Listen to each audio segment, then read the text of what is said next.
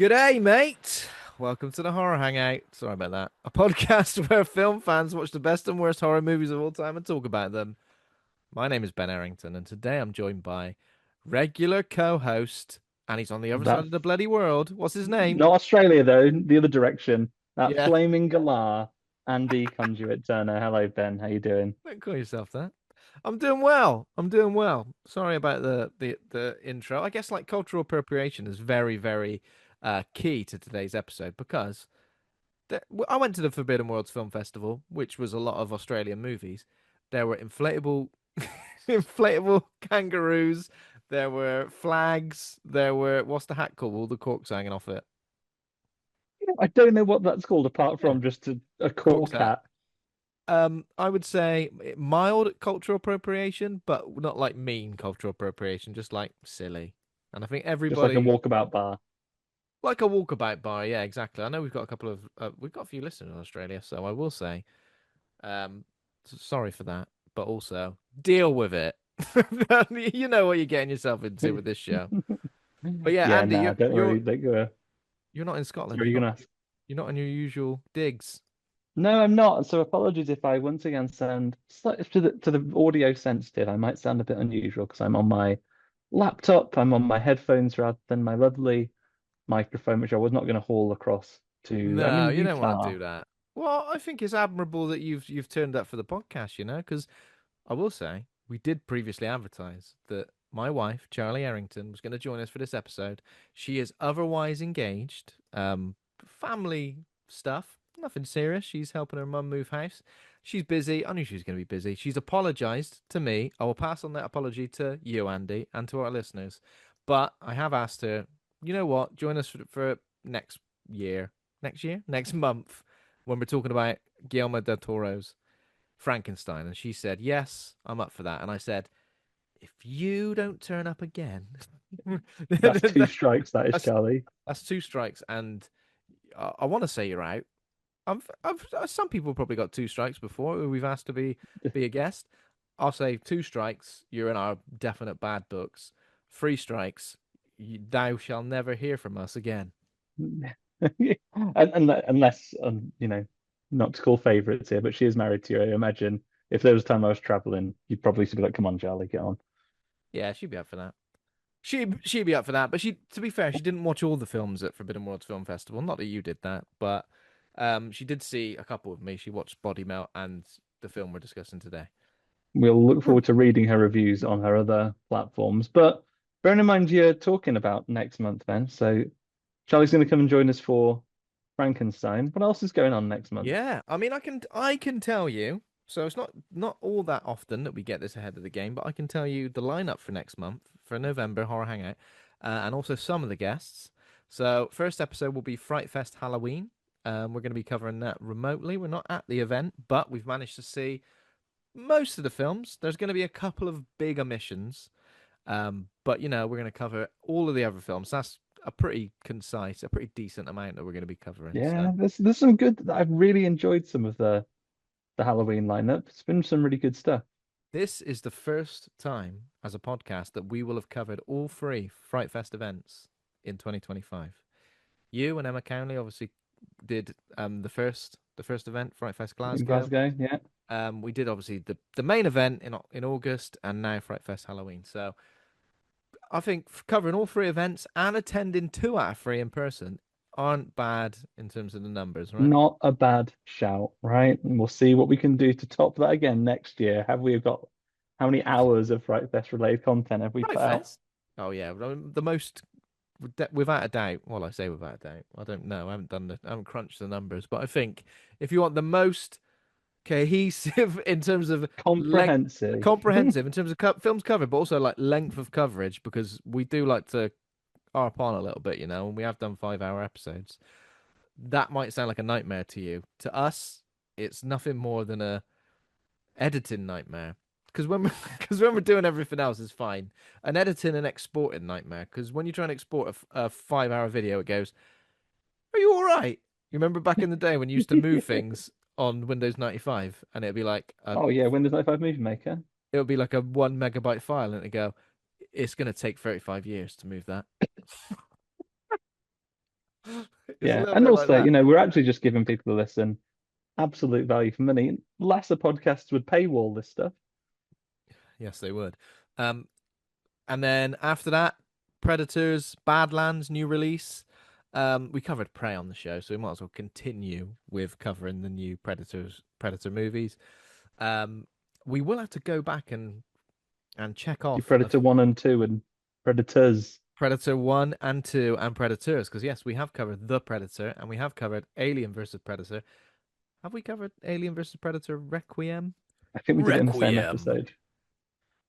Say again. I think that was a double. I think we did the double. We did a double. Oh my god. It's been a while since we've done that as well. Um and then after that, Keeper, the new Oscar Perkins film.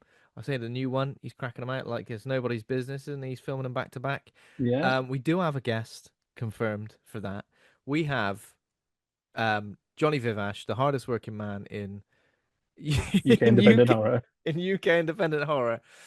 We had a great interaction with him at Fright Fest in person, and he told us he'd been listening to the show, which is obviously great.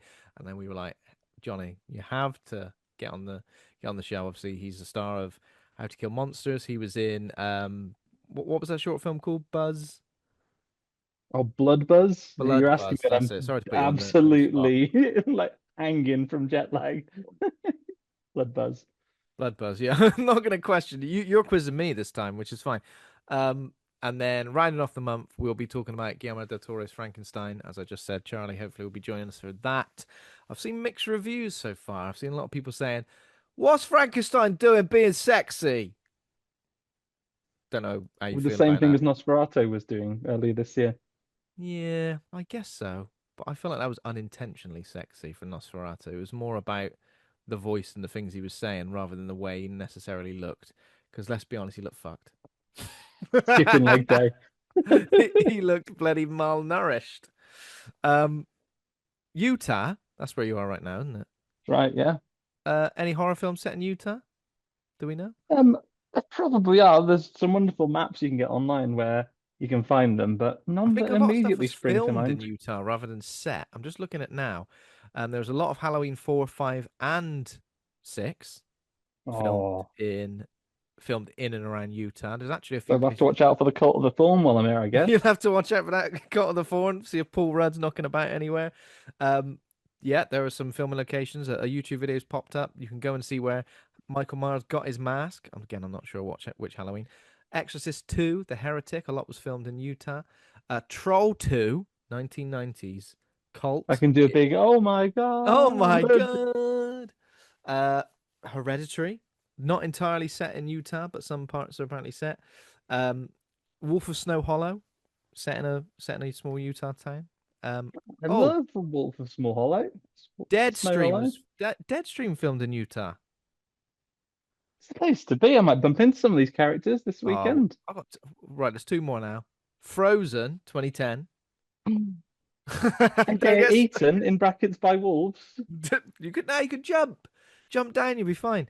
And Bats, the 1999 creature feature, is set in the small town of Magna. I watched Bats not that long ago, actually. No, no, we need to do bats for an episode, mate. Team Dizzy. Yeah, yeah, we definitely do. But there you go. Get out and about. Well, no, you can't. You can't really. You're a busy man, but at the same time. Oh, Silent Night, Deadly Night as well. Utah is obviously a Hollywood, like a horror pilgrimage. Yeah. Is it? So I guess like again, forgive me, but snowy. Those mountain bits, snowy bits. There's snow forecast for the end of it, but like looking out, I can see the Rocky Mountains or some mountains, which I think are part of the Rockies range, Yeah, just out the hotel window here. because it's not super far north, is it? It's like it's just next door to Nevada. Yeah. Well, now you're asking. Like I'm we're sorry. on mountain time. I'm somewhere a bit across America, but Yeah, not yeah, yeah. as far across you can. It's reasonably up, I think. Yeah. Reasonably up Utah. That's its tagline. If you want to come visit Utah, I'm gonna have a look. I'm gonna have a look at the old street view now while I'm talking to you, so I can imagine where you are. So yeah, November. I tell you what, October has flown by. I know. I don't believe it's almost Christmas, Ben. The spooky month, the best time is upon us. But yeah, it's flown by, and I feel that ever the ever growing pressure to like get actual Halloween night plans because currently I have none.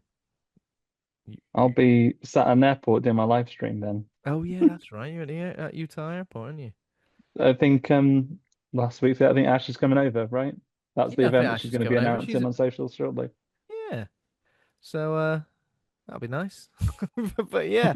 Okay, shall we just talk a little bit about some horror news before we crack on with the Let's do that. I think we're going to do horror news, then we're going to talk about what we've been watching, but then we're going to talk about Forbidden Worlds Film Festival as a whole before we talk about the closing film. Yes. Again, I won't be going into massive detail of all the other films, but we'll just do a bit of a review of each of them. Okay, horror news. It, Welcome to Derry, has premiered. It premiered last night all over the place, and the second episode is premiering on Halloween night, so they brought that forward. So Halloween, come and watch a little bit of bloody Pennywise and that stuff. I've heard some weird things about this already without actually reading a significant review, but I'm starting to read that maybe there's like military involvement in stuff. Again, I don't know the facts. I haven't seen it yet. What, trying to get a Pennywise? Yeah, trying The to get perfect a Pennywise organism? and use it as some sort of like military weapon. I'm not even joking. You What, think I'm Wayland joking? Yutaniing it? I don't know if that's true because Dick Halloran's character is in it. Dick As Mr. Halloran is Army. in it. What, yeah, what's that? I know we the shared Stephen King universe works and has obviously crossed over dozens of times in the books and dozens of times on TV and film and stuff like that. But I don't know how I feel about this. I kind of but then again, do I want something a little bit different than prequel to it? Here's the same thing again, different kids getting Yeah. terrorized by Pennywise. Do we want some more Um, stuff?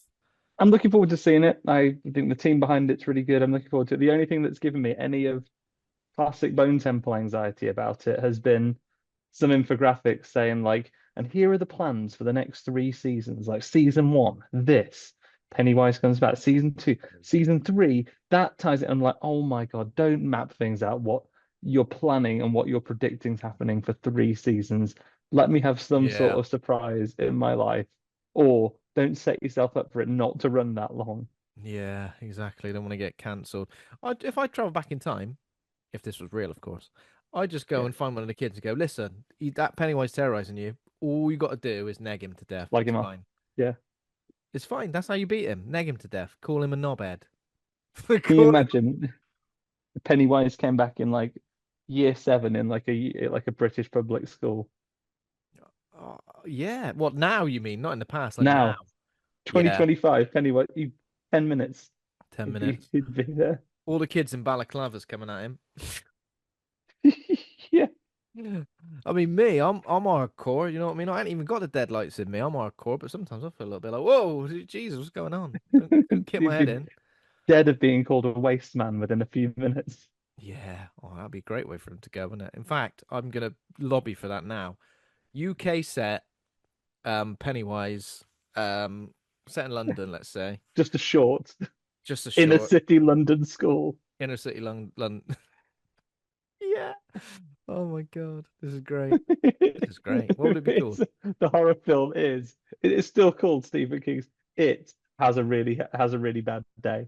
And it It would be has a just really like bit. It gets clapped. It gets absolutely his yeah. brain caved in. Yeah, wouldn't last 5 minutes, mate. Um, yeah. So I mean, the connections to different things. I know that there's even in the trailer there was bits where you kind of go, okay, I recognize that. Is that from The Stand? Is that from The Dark Tower? There's obviously mention of that big old turtle, whatever he's called.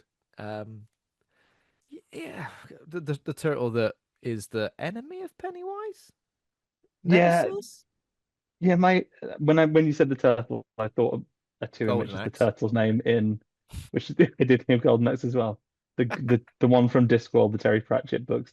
I Yeah, know that one has it's like Danny Taylor, former guest, he knows that bit of it really well. And yeah, they do the ritual of chud, don't they, that's it. Yeah, where they hold something in their mouth and all do a sex on each other to make yeah. sure they can. To take away But there their are what for some things that again? don't To need like it. Some take away things their don't need innocence. adapting. Yeah, I mean, I'm glad. Obviously, they didn't do. that particular Which bit. one of them was it that suggested it? Oh no, it's like Cherry Falls all bloody over again. Oh, I tell you what, if we've had some sex, he won't be able to get us. Stop suggesting it. Nothing has Stop suggested that suggesting it that in was going every to be. situation. Stop suggesting that in every situation, in every bad situation when we miss, I don't know, when we can't get an Uber. Well, Oh wow. I ain't got good Maybe reception. these Ubers are not picking up people who are virgins. Maybe if we just no, doesn't solve any of it. Big incel energy.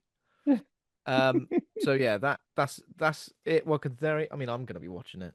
I'm gonna, Yeah, I'm gonna. I've we sort of get already caught seen up when some I get back. screenshots of different bits, and I'm like, oh, I want to see that. Let's have a look. You've got to watch it quick before it is inevitably spoiled by the internet. Yeah, I'll be all right. Someone's gonna go, my no context GIF non like my no context GIF spoilers for this break is gonna be a clown, a balloon, and a big pair of scissors, and be like, it's gonna happen. Yeah, a clown, a balloon, a yellow Mac, big pair of scissors, Little and boat. a little boat. Oh no, you spoiled it! Oh, but also it's a bloody prequel, so ultimately Pennywise or it or whatever he calls himself in this prequel ain't gonna die. Just gonna end with it going back into hibernation for 27 years. Yeah. Um, okay. What else we got? Influencers. This is the film that closed Fright Fest in London 2025. We missed it, unfortunately. We couldn't be there for the final film, and we haven't seen it, but it is getting a December release on Shudder, December the 12th. And of course, this is the sequel to the film Influencer, which I think we both saw. Um, so CW lives a quiet life of her girlfriend Diane, hiding a dark obsession with murder and stolen identities. During an anniversary getaway, they cross paths with Charlotte, a bold, alluring influencer whose curiosity quickly turns intrusive. Who are you then? Who are you? What's your favorite? Name 5 songs. Name your five favorite Bruce Springsteen songs. Oh, leave me alone. You say she's bald? Influencers. Huh? You say she's bald? I didn't say that, did I? I said name your 5 favorite Bruce No, Springsteen yeah, songs. you probably said bald. Oh, right.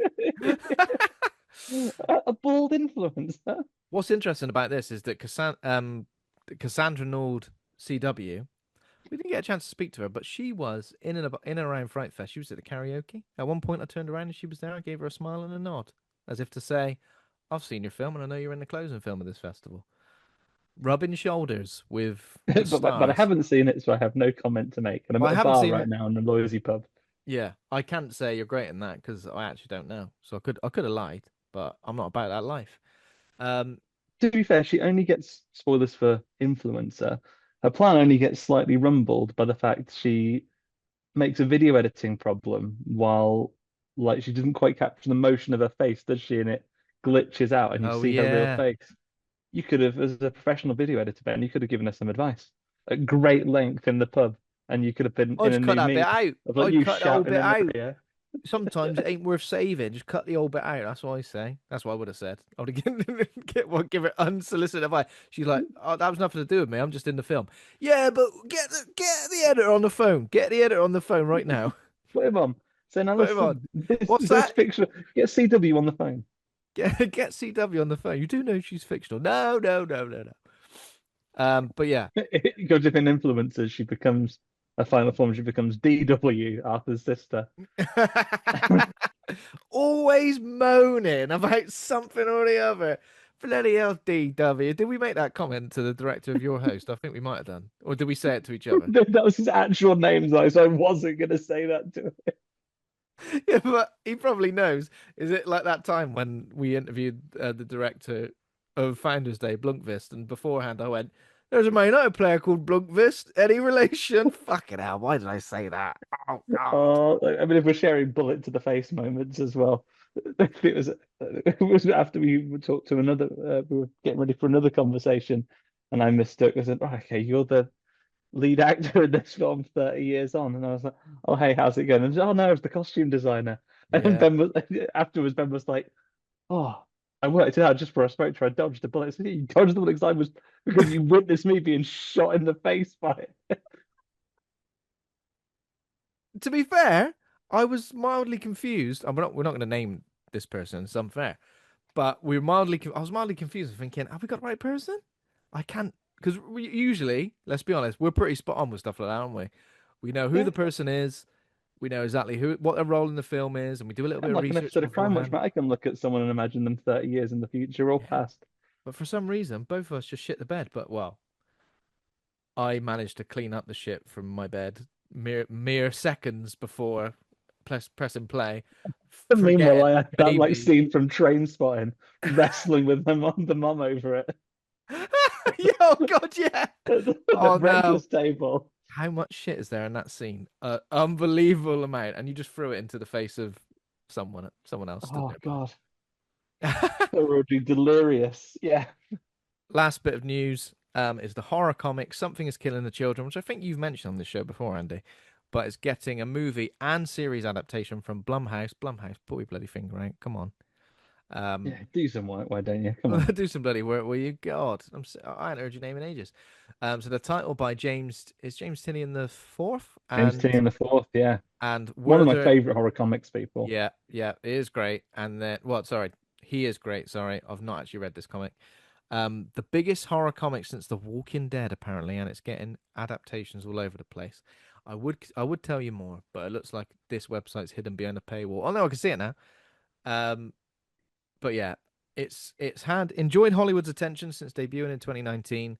It's previously been in development as a live action series, but now it's been picked up, and I don't. So Blumhouse have got the rights now.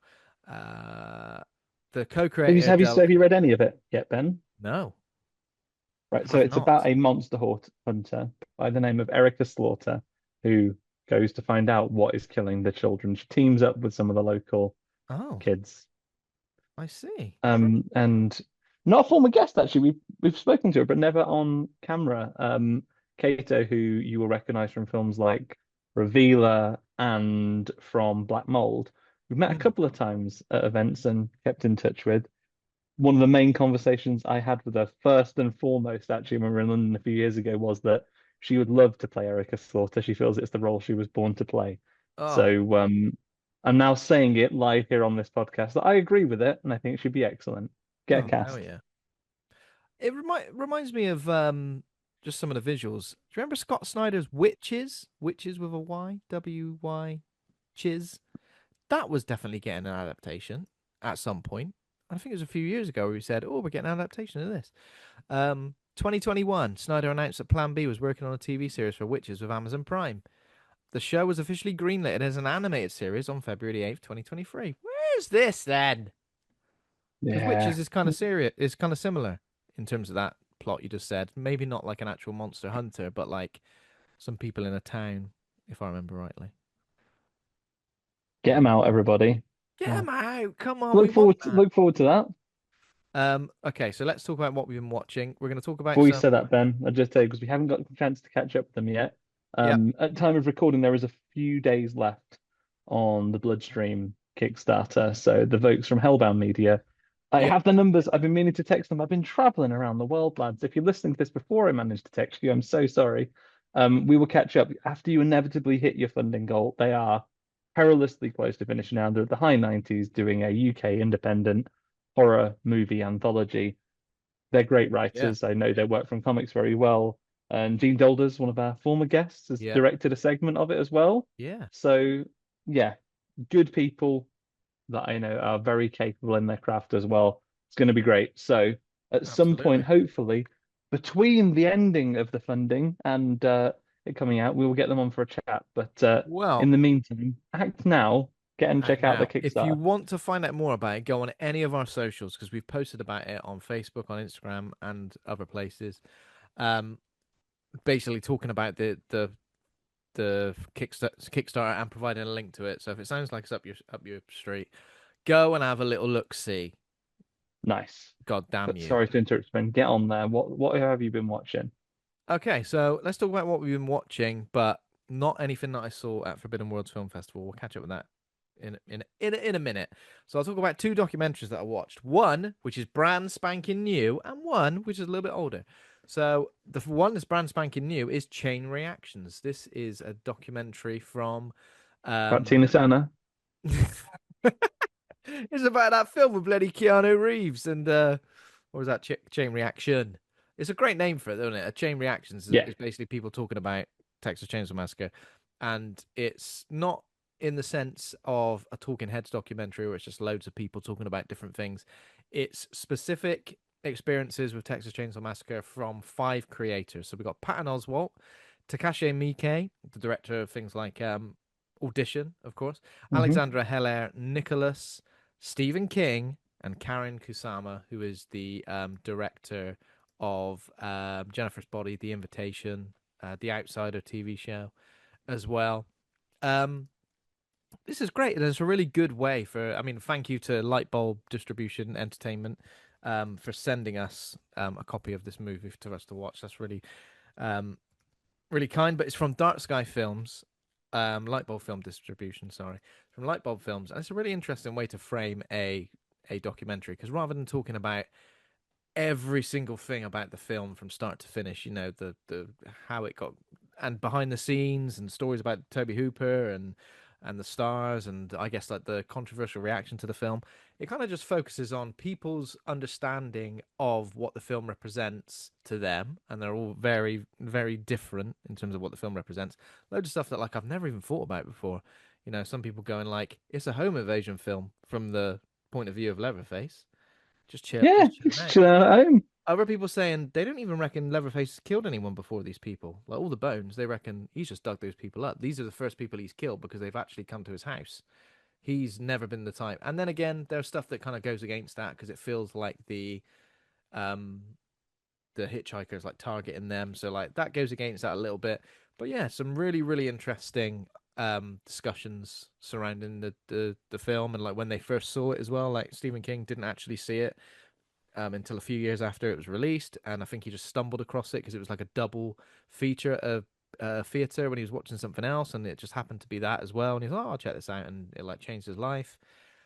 It's really interesting, and if you even if you've got a passing interest in like the cultural and the horror effect that this film has had upon the genre as a whole, but also like filmmaking as a whole as well, because it feels so real, doesn't it? This film, and some people would say that's bad. Some people would say, when I watch a film and it feels real, that's bad because that's not a film. That's not filmmaking. Other people would be like, it feels real. It's the best film I've ever seen, Hmm.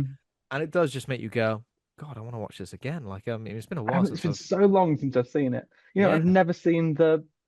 I know people have varying reactions. I've never seen the sequel. yeah. I had a bad time with the sequel. I might need to watch it again, but what I have watched recently is like the remake, the 2003 remake, which I think is all right. However, when if you watch it off the back of watching this film, you're probably like, oh, a lot of what's happening in this film is very diluted in 2003's version. On the Hmm. surface, you look at it and you go, okay, it's a serviceable remake, in terms of like what it delivers, a chainsaw wielding maniac, a family of bloody freaks. But yeah, this really gets into nitty gritty of stuff that like what does it mean when they're putting the bloody hammer in the hand of the granddad trying to say smash her head in, then smash her bloody head in. What does it mean You when gotta she involve your elderly relatives. yeah. What? Yeah. What is it? Yeah. I mean, it's a really good documentary, and again, you know me, I love a documentary. However, Loves a documentary. this 3 hours too short for formatted you. this way is really really interesting. I remember the first time I saw Texas Chainsaw Massacre, and I feel like I was. It was a period of my life where I feel like not long after I'd seen Blair Witch Project, so I didn't watch it when I was really young, but it wasn't long after I watched Blair Witch Project, and I was really, really seeking out horror films that really messed with my perception of what was real and what wasn't. Even though I knew it wasn't real, I was still like, oh, but maybe, when it goes, this is based on a true story, probably. You go, well, Wow. there's loads of things though. It's that's really fascinating to find out about. It's really thought provoking, and I guess it just shows you, when people go, "You're sick, aren't you? You like films, don't you? Like films like Texas Chainsaw Massacre." It's like, yeah, I do, but when you think about it, there's not much blood in Texas Chainsaw Massacre. There's not even that many people that actually die on screen. There are a few, obviously, but what is it like five? So massacre, you're thinking like dozens of people getting bloody Yeah. sliced up. And Patton Oswalt's got a really good point. It's actually footage of his stand up where he just says it's you know exactly what you're going to get with that title. Like sometimes titles can be a bit like, what's this about then? Razorback? What's that then? In the show? Razorback. Brahms, the boy too. What's going on there? Razorback? What's this? Someone who gets razors stuck in their back like a torture Someone's got a technique. really airy back. Wants shaving. Texas Chainsaw Massacre. You just go, well, yeah, I suppose so. Takashi Miike as well is really interesting because he's like, when I watched it, everybody in his home country was like, that's what Texas is like. Never go there. This is what happened to you. If you Which go is there, you'll be massacred. which is amazing because it just completely flip reverses it, doesn't it? Because the amount of times we watch films that are set in like, I don't know, like Hostel, for example, or like, I don't know, a Serbian film. You watch those films and you go, that's probably what it's like. Yeah. You just go, it's probably like that. So it is interesting how it flip reverses that.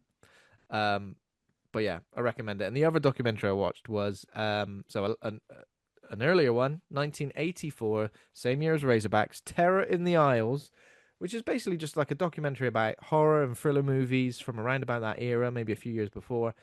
It's got Donald Pleasance, so it's literally like a documentary, but Donald Pleasance and Nancy Allen are sat in a cinema with theater goers who are obviously experiencing horror movies on the screen, and they're just talking about them.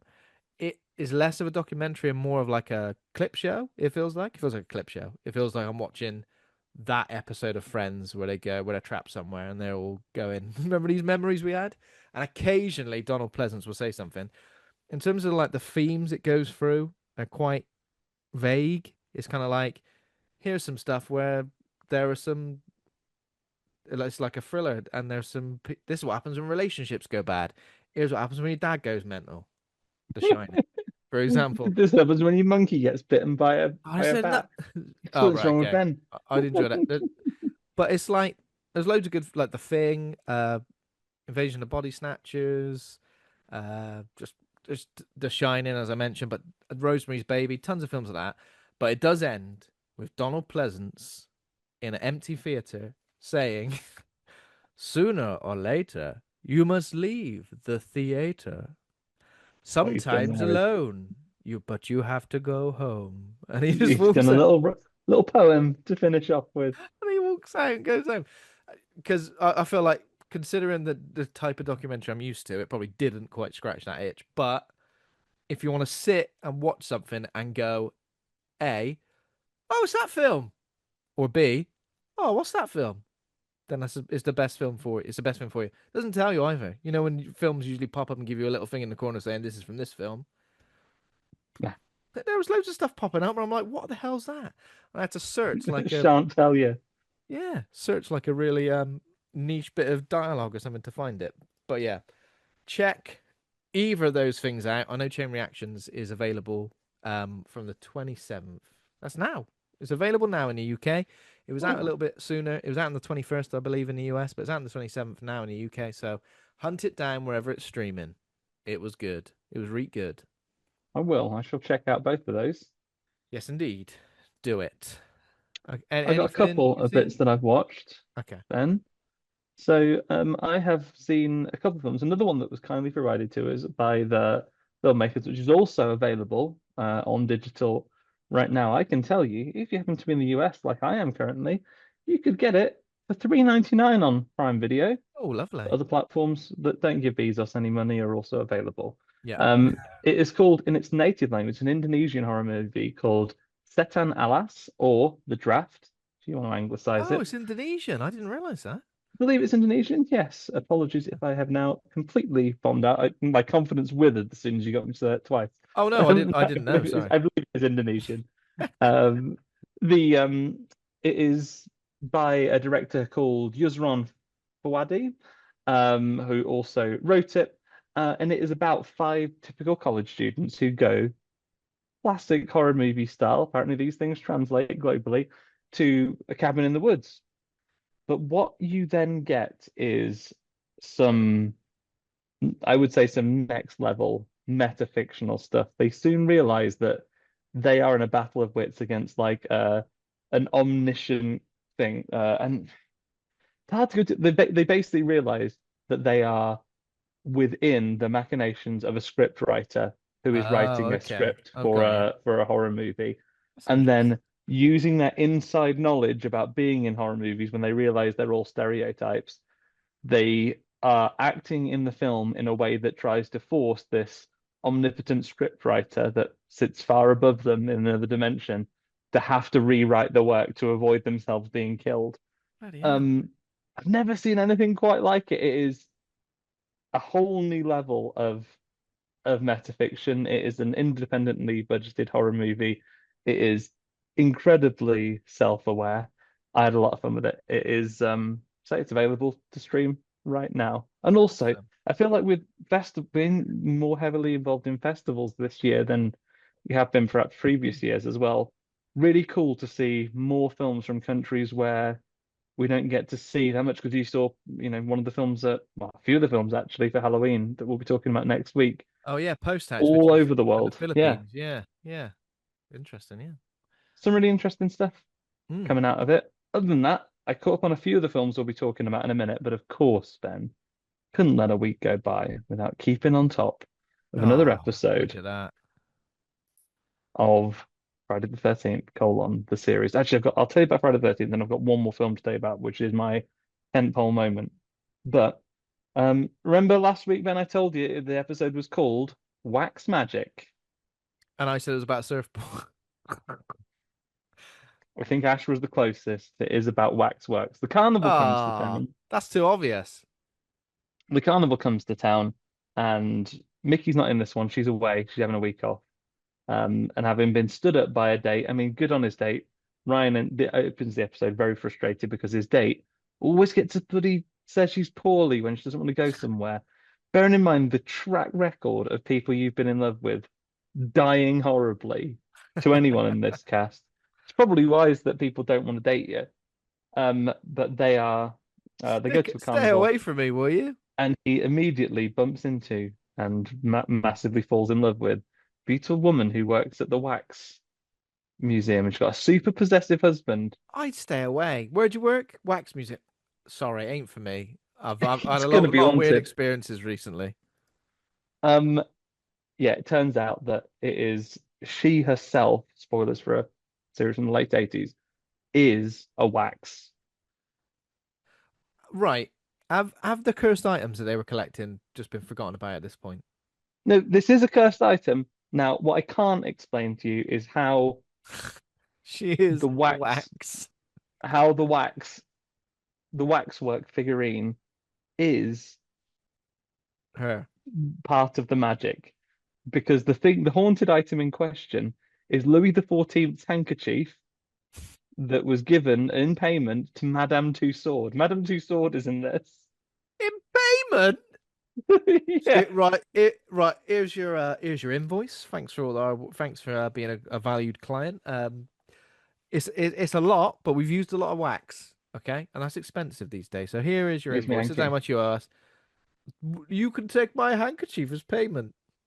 No, I'm not agreeing I to guess that. I guess the king's handkerchief. It might be made of like super gold. Unless what you want the king's snot all over it, do you? It might Yeah, be made of I'm what? gonna clone him. Gonna Um, clone him. yes. Sickening. So it turns out that the waxwork man, the waxwork owner, he has created her out of wax because it's a woman that he fancied. Dirty And then bastard. she gets a headache ever so often. And to enable her to remain alive, he has to send her out in another waxwork form, famous serial killer Lizzie Borden, for example, for a television program, brutally chop people to death with an axe. Bearing in mind, this is like prime time television. There's a bit where the hunter of the fair that gets murdered puts their hands up defensively and gets their fingers chopped off and they land in their other hand and then gets like basically pushed against the car and in very artistic silhouette style brutally slammed to death with an axe. So You know, an axe, who's doing the killing? The wax lady. a wax lady. We don't know it's her. We think it's another waxwork at first. But Okay. it is, That's it. he's putting other personas into this reformable Max Wax character and sending her out to do murders. And she, after three interactions, also falls a little bit in love with Ryan, realizes she's doing these murders, and then, and I really feel like the creators of the program had a moment in this as well. Um, they realize that she can't live. For her to live, other people are going to have to die, so they're going to have to take the hanky off her and let her go back to inert material. Ryan can't do it because he's too soft-hearted, and he goes to walk away to let Jack deal with it. And then the baddie turns up, tries to, he's wielding a gun about the place, he's shooting at people. And so the wax lady, having turned good, Terminator 2's it and just burns herself and the baddie to death in a fire. Oh And we God. see her melt away, saying, like, it's okay, Ryan. It can only end this way. Be traumatized forever.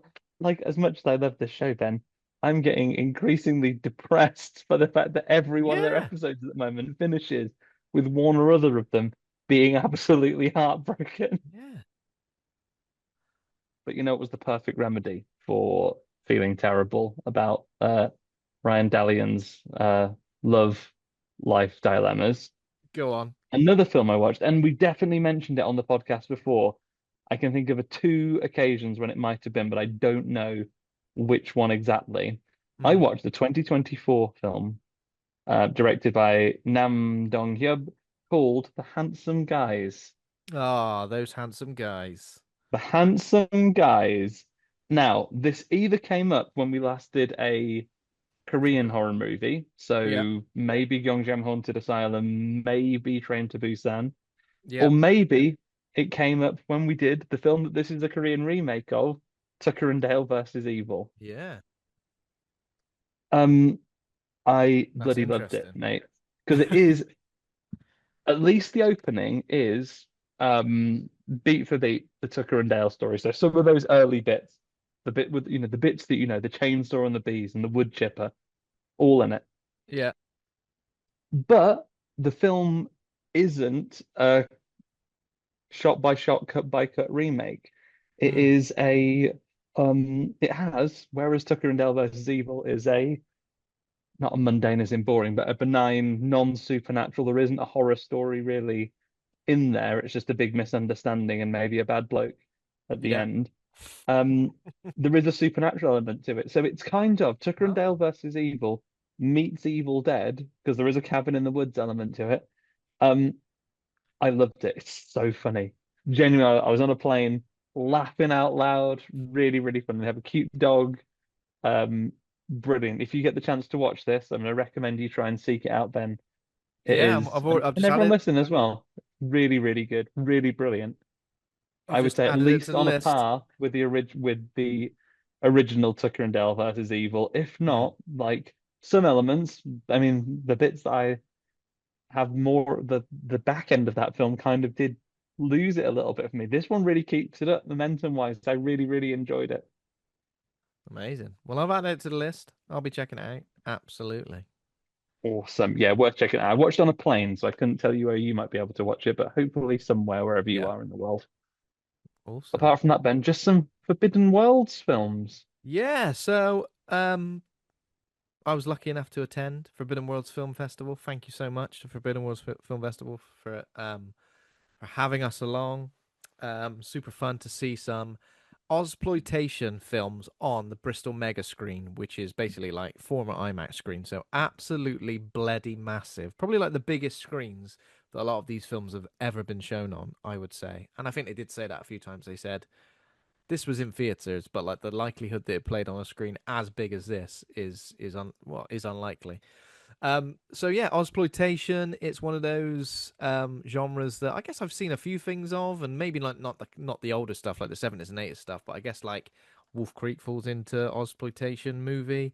Um, that you never guess what? There's a bloody John Jarratt in one of the films.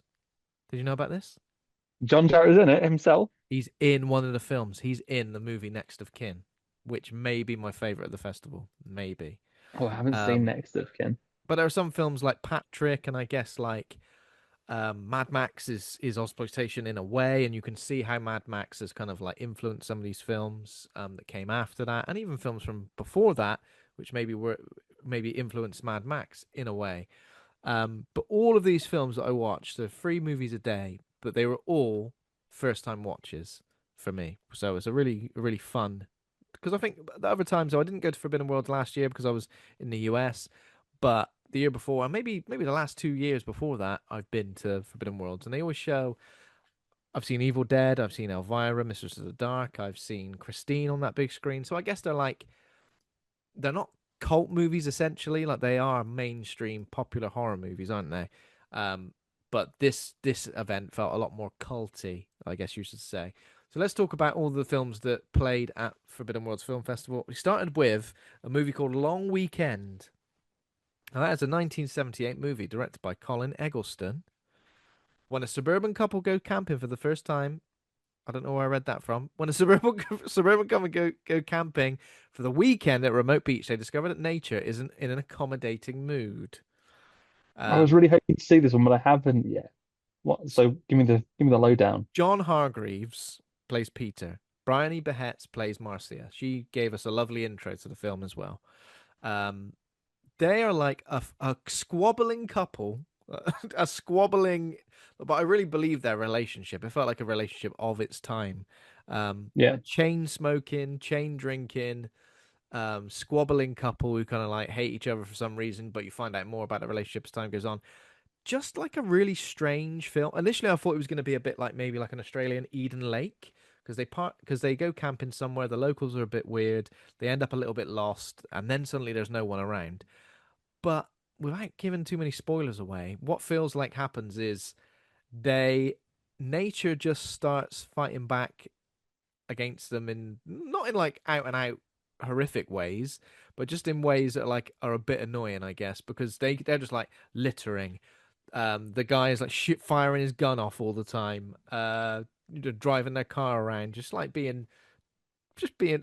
They're not like out and out horrific, being horrible obnoxious people, dickheads in nature. And if but there's one dickheads in. country where Yeah, you would want nature to try and get you the least, surely it's Australia. yeah. It's a weird film because it hasn't got like a clearly defined villain or threat. There's this like weird noise in the distance constantly that they think they work out as like a manatee or a sea cow, right? Um, but it's like there's nothing like stalking them. There's nothing like actively trying to kill them. Just things. At one point, an eagle randomly attacks the main character, one of the main characters. It's like Eagle playing attacks him. Far Cry. Yeah, it's just a bit weird and a bit like it's just a bit odd. Like I don't, it's very a very dream sequency where I'm a bit like, what's going on here? Like are they in? I tell you what, also reminded me of Old, the beach which The makes you beach grow makes you old. old. It's kind of like stuck on this beach, but they're not like actively trying to get off of it. There's no one around. Nature's kind of like taking its course. There's ants everywhere. There's like birds attacking them. There's this manatee slash sea cow, which is like in the sea, which like they initially think is a shark.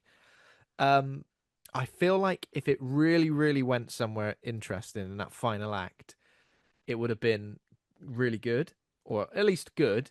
But this final act, there's a bit where it just loses all momentum, where the main character like sits around a campfire for ages, and I lost all momentum, and I was a bit like, right, so what's going to happen? And then it kind of just ends. There is quite a big shocking moment, but I kind of did see it coming. I was a bit like, I bet X is going to happen when Y happens. Lo and And it did. behold, it did. But I'll tell you what, it was still pretty fun, and mainly because of the main performances, the central performances, by the couple, so by Peter and by Marcia, like the way the history of them as a couple like unravels throughout the film. So rather than setting out its stall and going, these two hate each other, but they're married for some reason, it's kind of like these two clearly hate each other, but they're married. But why do they hate each other? And then we find out more as time goes on about why they kind of like resent each other and that they've been together for years. It's a really good, interesting, and there's a dog in it called Cricket as well. Cricket is lovely. Oh, Um, add him to. We did a dog quiz a few weeks ago. You could have added Again, him in. similar to Fair Game now, and we'll get to Fair Game. Cricket spends a lot of the time of the film just gone. I would say Cricket is like the most patient dog ever because his owner's just firing this rifle off into the sky constantly. And Cricket's just like shaking his head like, "Oh bloody hell, who gives a shit?" Um, yeah, a weird one. I would say it's a bit like The Beach That Makes You Go Old. It's a bit like Eden Lake, but imagine no unruly teenagers trying to get them. Just that couple, and the enemy is, I guess, themselves, kind of. Littering. Yeah. Okay, so after that, it was a movie called Next of Kin. Now, for some reason, of all the films that were advertised, Next of Kin was a movie where I was a bit like, that might be the one I'm least interested in. Don't know why. Just from the trailer, just some bits of the trailer. It's a 1982 movie directed by Tony Williams. After Linda inherits a retirement home, she witnesses a series of strange events which seem connected to a dark and unspeakable evil. This may be my favorite of the festival. I really enjoyed this. Oh, Next of Kin was next great. of kin. There was an intro from Jackie Karen, who played Linda, and I think this was her one and only feature film appearance. John Jarrett of Wolf Creek is in it as well as her love interest, Barney. As her love interest, Barney, and I've got to talk about love interests in this festival are so good because Barney not so much, but there's a love interest in the movie Thirst as well. Um, and I think they're both great because they're kind of like, as a love interest to a leading lady, I love how they're just like a total afterthought. They're just like, it's almost like in First, the love interest is kind of like a bit of a sex object, bit of a sex object. This guy, and John Jarrett is kind of like just there occasionally. You know how like most of the time, if it's the other way around, like the love interest for like a leading man might be very throwaway, and sometimes that's not great. But I kind of appreciate it when it's the other way around because at least it goes, yeah, yeah, Look at this. women can have casual sexual relationships. Absolutely, let's make that the norm. Um, but their relationship was really interesting. It kind of frames itself as maybe it's a bit supernatural. It's in a retirement home, with lots of the standard creepy things that would happen in a retirement home. Someone dies in the bath. One old man has a stroke, and you feel like it's because he saw something in particular. But the way it unfolds is so interesting. It's a mystery. The lead character Jackie Karen, who plays Linda, never kind of lets it go. Is constantly trying to find out what happened to certain members of her family, what happened to her mum who died in the retirement home when she inherited it, and it has got the maddest final act. A final act that devolves into, again, I don't want to spoil anything. Oh, I'm It gonna have is to the watch it as least soon it as I is the can. least explosiony film you'll ever watch, right? Imagine watching, I don't know, I don't know, any haunting film without explosions. Imagine watching The Haunting of Hill House, for example. Yeah. And now imagine that, and then suddenly, yeah, in this final act, there's going to be tons of explosions. Okay, yeah, let's do it. Tons of explosions. There's a great final shot with, again, let's not. And Jackie Karen talks about how that final shot was done. But yeah, for the film that I was kind of like the least interested in, mainly because Ozploitation, you kind of think certain things. You don't think a spooky, potentially haunted Spooky house, old people's home. spooky old people's home. You kind of think Ozploitation, fair game, long weekend, Razorback. Those things kind of fall into that bracket. So um, I was very pleasantly surprised with Next of Kin, and I recommend it absolutely. No, I need to hurry up and watch it. So far, don't know if we'll break this chain, but you've maybe I've literally got in the order. Depends what you've got next between ones I've seen and ones I haven't. So next one, so the final film of the first night on the Friday was Body Melt. This one I have Yes. seen. So, directed by Philip Brophy, 1993. Residents of peaceful Pebbles Court, Holmesville, are being used unknowingly as test experiments for the new body drug that causes rapid body decomposition, melting skin, etc., and painful death. This is kind of like the substance without the without the commentary on body image. I guess it's kind of like it's got a weird subplot with like inbred family. It's kind of like evil pharmaceutical corporation. You know, Harold Bishop as the main baddie. Harold Bishop as the main baddie. He doesn't turn up for ages though. Probably an hour into the film, maybe less. He's like But the mastermind, isn't he? He's behind it all. he's like the mastermind behind it all. I feel like this was it was very silly. It was very weird. It was very offbeat. It was very colorful, but it lacked focus for me in a way. Like it never really like got going with certain characters and certain things. Like we spend a lot of time with certain characters, but I feel like they should have been the focus. Pregnant lady and her husband pop up for a bit, then go away. Two Italian fellas, the younger lads. I thought, are these going to be the main characters? No, they're gone as well. Um, Marked off. murked off. Got Family. love that got love bited to death. He got loved by it to death. Family with like a little skateboarding boy, and then they go to this retreat. But again, it's like it's almost split up like an anthology, isn't it? It's almost like Yeah, this is how this particular drug affects these all these different people on Pebbles Court.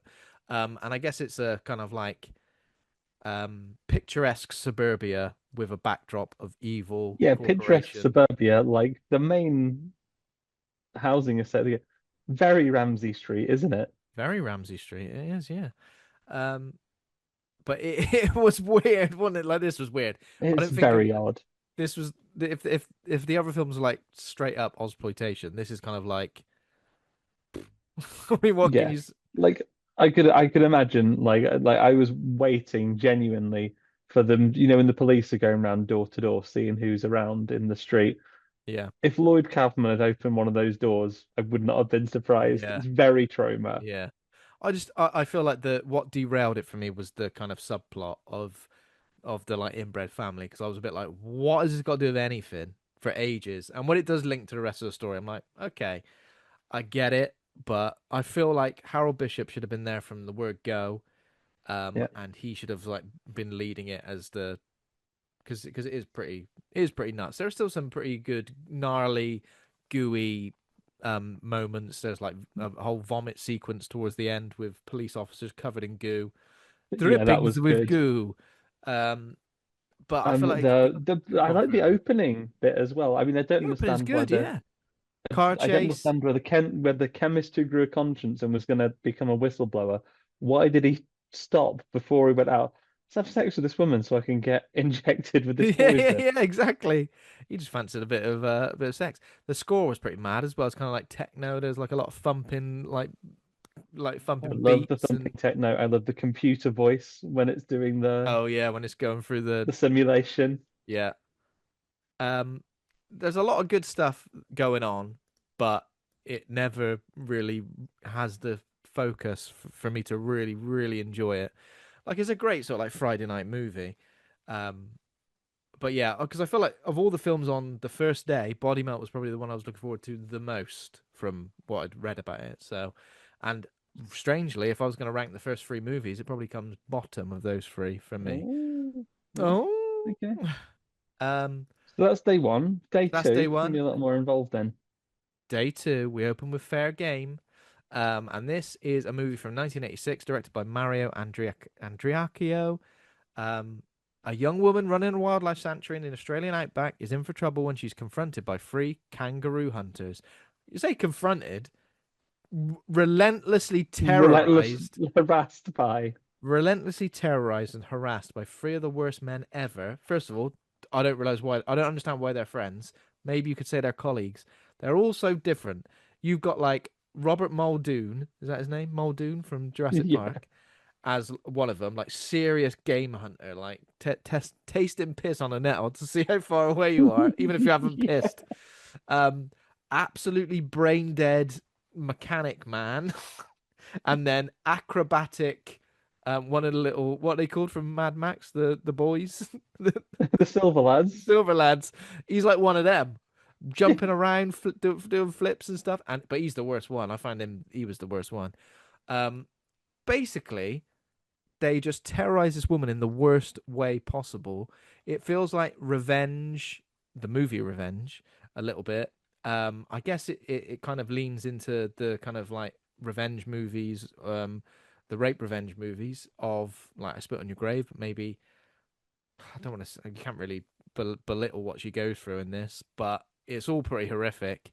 Um, and I said about this, and I said about the film Razorback as well, and we will get into that, of course the worst people imaginable, when they get their comeuppance, it never quite feels like it's enough. It feels like much worse is due to them. And also, this movie and Razorback that we'll be talking about in a minute, I feel like it presents people. I've, I've not been to Australia, so I'm based on the assumption. If I'm wrong, it turns out loads of people like that, then I'm very sorry. But it feels like these can't be real people because some of the people that we see here would indicate that Mad Max has occurred after a rough weekend. not Yeah. years after an apocalypse. Well, it's These not just the people are free. like already absolutely mad. It's not just the free guys, these kangaroo poachers. It's like other people, like, yeah, so these blokes terrorized me. Man who helps me fix my windscreen. Oh, go and have a cold shower. You've gone off you're off your nut. That's the policeman, isn't it? Is that the It's policeman? like, Oh that's the man. that's like the magistrate or something. It's like, oh, they're just having a laugh. And I And know she it feels like they feel like it's having like a laugh as well. It's yeah, like, just having a laugh. Like oh, I'm some of the just stuff trying to that they take a do to picture her of your is skirt. like Have some flour. It's like, oh, I'm so angry with you for flowering, for doing a minor yeah, prank back on me. flowering me, destroying my camera. They go from like just sexual assault to worse sexual assault. All sexual assault's awful, of course, reprehensible. To Taking a crash photo a of car you to your house. without your permission, breaking and entering, trespassing, and then physical assault, grievous bodily harm, and then attempted murder multiple times over and over Yeah, again. And over what?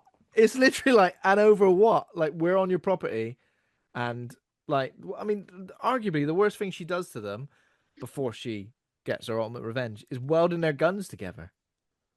And that's yeah, after like days of them and terrorizing her. that is after they have like taken photos of her, like intimidated her. They've Yeah. injured or her dog is missing by this point already. Yeah. They've like Dog is missing. I put a was worried dead about the dog. kangaroo in her car. Dead kangaroo in the car. It is horrific. And it is one of those films where you're like, okay, I can't wait for this person to get their revenge. But I feel like after they've done so much, it really does feel like, well, what's going to happen for them to get their revenge? Because I want them hung, drawn, and quartered, mate. Because they're horrible bastards. The worst. I Um, quite like the final comeuppance. I don't want to spoil it in case people want to go away and seek it out, but the final comeuppance in the main guy, I'd say the one that's most put together. Because the first two, you could maybe go on board with, oh, you do these terrible things because there's something wrong with you, and you or are something wrong with you, not or they're quite like not all there. there's a real like toxic masculinity, like one-upsmanship, like trying to um outdo the other one in terms of what reprehensible thing they can do, and obviously with absolutely no consequences because I guess what they do is kind of like either against the law or what they do say at one point, oh, we're helping out the landowners or whatever, but the fact that they're doing it on a wildlife reserve is against the law. So it's almost like, well, they've broken that law. They're now willing to break every other law to to like Yeah. get at this woman. And It's mad, it's yeah. just that this assertion of like the ongoing sort of like attempt at like asserting dominance, because one of the things they do to her is they capture her and Yeah. they cut all her clothes off and then they drive her around on the front of their car. Mm. But then as if like, well, that's taught you a lesson now. We'll just put you back at home and you're not Yeah. going to do anything about that. It is, And that's when she comes out and has like she begins like to have like a revenge. yeah. The thing is, I think it is a good film. It is just a bit it does leave a bit of a bad taste in your mouth, I think, as things Yeah. go on. Because as things go on, you're a bit like, okay, well, this is now am I just watching a series of horrible things happen to a woman over and Like over a woman just again? being tormented by these terrible people and there being Yeah. no After a while, it's comeback almost for like, that. well, okay, let me just find out that she gets her own back, and that's it. It's almost like for two-thirds of the film, at least, it is kind of just it makes your blood boil. And again, maybe that means it's a well-made film with well-written characters, but it is a bit of a tough watch, I would say. Yeah. But still, I guess this feels more like what I thought exploitation was. I guess, which was one of those yeah, which is one of those really like difficult to watch. I guess it's kind of like a rape revenge film, but it feels, when rape revenge films feel like it's like 50-50. The deplorable moment that causes that person to go through this terrible trauma and then the revenge, but unfortunately like 50-50. But this film feels like 80% Yeah, horrible, it's 80% constant like her being like toward, yeah. continually pushed. Yeah. At least I would have wanted a bit of back and forth. Do you know what I mean? I know she goes and welds their guns together, but she should have gone and like I don't know, welded their heads together. I don't know, just Yeah, like done like something. kill the first Kill one of guy them, or yeah. like Kill one of them, because then we would have thought, okay, now she's got a bit of revenge, but now we kind of like now the other guys have got something to fight back for as well. Now that at least they think, yeah, it was a bit yeah, unbalanced, I think, for a yeah. rape revenge But film, but still enjoyed interesting. it. Yeah. Yeah. Um. Okay, and then after that was a movie called Thirst. This is a this is gonna sound weird, but it's kind of a vampire film. I mean, it is, but it isn't, if that makes sense. So it's a 1979 film directed by Rod Hardy. The descendant of Elizabeth Bathory is abducted by a cult of self-proclaimed supermen who achieve a state of superiority by drinking from the blood cows kept at a dairy farm. So they're kind of like we are vampires. We live like our lives as vampires. We've got all these people that we drain blood from, but we don't have fangs and we don't die in the sunlight and we're not scared of garlic. So they've got like these fangs they pop in their mouth that they then suck blood from people. And essentially, the main character, Kate Davis, played by Chantal Contori, 100% Emily Booth vibes. If you Oh, watch I. this film, she looks so much like Emily Booth, like in so many in like the duration of it. I was like, wow, they're really really similar looking. A definite doppelganger situation. Um, but yeah, this was good. I did like this. Again, it was a bit weird. It feels like now. So I read a review where it said it feels like it's on a constant tangent and but kind of in a good way. And I guess it did feel like that. It was a bit like, oh, where are we going now? Oh, we're going here. Oh, right. And now what's the next bit? Okay, and what's happening now? And it was again a bit of one of those, when you're watching a film and you're like, okay, I can the goal of the protagonist and the antagonists or the antagonists, I kind of get it, but it just constantly felt that the antagonists were getting what they wanted, and I was a bit like, oh, again, is this just like what's the crux of this film? What am I really going to get? I did really enjoy the main the love interest of Chantal of Kate Davis's character named Derek because he goes through the mill, right? If you watch this film from his point of view, it's like his love interest goes missing, then reappears for a while, and then later on turns out she's kind of a vampire and you're going to get your blood drained for it. And I like it because Feel a bit like your buddy Michael Corvin, popular character from oh Run the god, World. from yeah, exactly, exactly that. But I kind of like the vibe that this was going for. This one felt it felt very very European. I don't know where it was made actually. Let me have a look. Oh wait, Australia. You know what I mean. Where's this from then?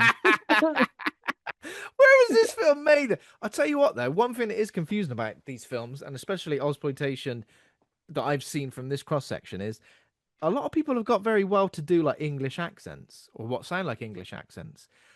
I think it Unless, was a big thing for like broadcasting of the time, doing yeah, like television and film in like the received English, like the Queen's English because pronunciations. obviously, like in the outback and stuff like that, like the Australian kind of like turns of phrase and certain things come out a little bit more, especially in Razorback, like with some characters. But yeah, in this film, it felt like a very, very European, almost very English, sort of like Hammer horror type thing. And it was Mhm. 1979 as well. Um, some say it's like a sci-fi vampire horror in a way. Um, but you know what? I enjoyed it. I enjoyed it for what it was. It was I'm gonna have to try and interesting. catch up on all of these that I haven't seen yet. Yeah. I've really enjoyed the ones that I've watched, but now I want to catch up on the ones I've missed. Yeah, catch up on the ones you missed. But Of course, there's one left though. there's yeah, there's one left. So a little bit of a brief foray into all of the other films that were at Forbidden Worlds Film Festival, but we will be doing a deep dive, a main episode review on the final film of the festival, which is Razorback, and that is a 1984 Australian natural horror film. So I guess like animal horror film, directed by Russell McCall. Directed by Russell Mulcahy. He had a message at the start of the film. He is famous for directing music videos, such as like a lot of Duran Duran music videos at the time. And I think he got an offer saying, "Do you want to come and direct a movie?" And he was like, "Well, it depends what it is." And they were like, "It's a movie about a killer boar set in Australia." And he was like, He's like, "Hell yes, please. yes!" Hell yes, he's all over it. So terms of the story, a vicious wild boar terrorizes the Australian outback. The husband of one of the victims is joined by a hunter and a farmer in a search for the beast. So we got 6.0 out of 10 IMDb, Rotten Tomatoes 58% audience score, 47% critic score, Letterboxd 3.2 out of 5. Some choice reviews. Cinema Void say, "You've heard of Dingo ate my baby. Now get ready for a giant homicidal pig ate my baby and used me as a scapegoat." Tried to frame me for the murder. 3.5 stars. Frame for the bloody murder. Josh Lewis says, "A post-Jules exploitation eco horror giant man-eating boar creature, directed by a 80s Australian new wave music video director turned dreamy hyper-stylized genre filmmaker Russell Mulcahy." The dream sequence when he was walking through like the bloody outback and the things, I was like, "What the hell?" He's in like a painting. What's going on? He's in like the cell. He was in the cell with Jennifer Lopez. Uh, Big, big mirrored pyramids coming out of the yeah. sand. Josh Lewis, he gave that 4 stars. Justin La Liberty says, "Still remains an unmatched visual experience for a creature feature, rendering the Australian outback into an almost mythical landscape of pitch black night, rolling steam, and eye scorching deserts." 3 stars. And Jay says, "Has anyone from Australia ever made a normal film?" 2 stars. No. I mean, if your only understanding of Australian cinema, genre cinema, was from going to Forbidden Worlds Film Festival, the answer to that would be no. Yeah. But yeah, but you watched Razorback as well, obviously. Hence why you're on the Here, episode, ready Andy. to But discuss it. Yeah. what did you think? I had never seen it before. No. Um, I like I say, it's so bizarre. The dreamlike qualities of it were not something I expected. Um, and I will also echo the sentiments of that review is that the work they do with the Australian landscape in this film is incredible. Yeah.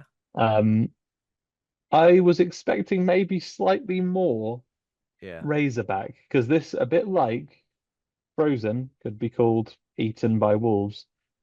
This could be called, instead of Razorback, Horrible Blokes. Two horrible fellas working at a pet food company, dog food Yeah, factory. two horrible lads. I'll tell you what also kind of bothers me about this film, right? So again, looks great, looks wonderful.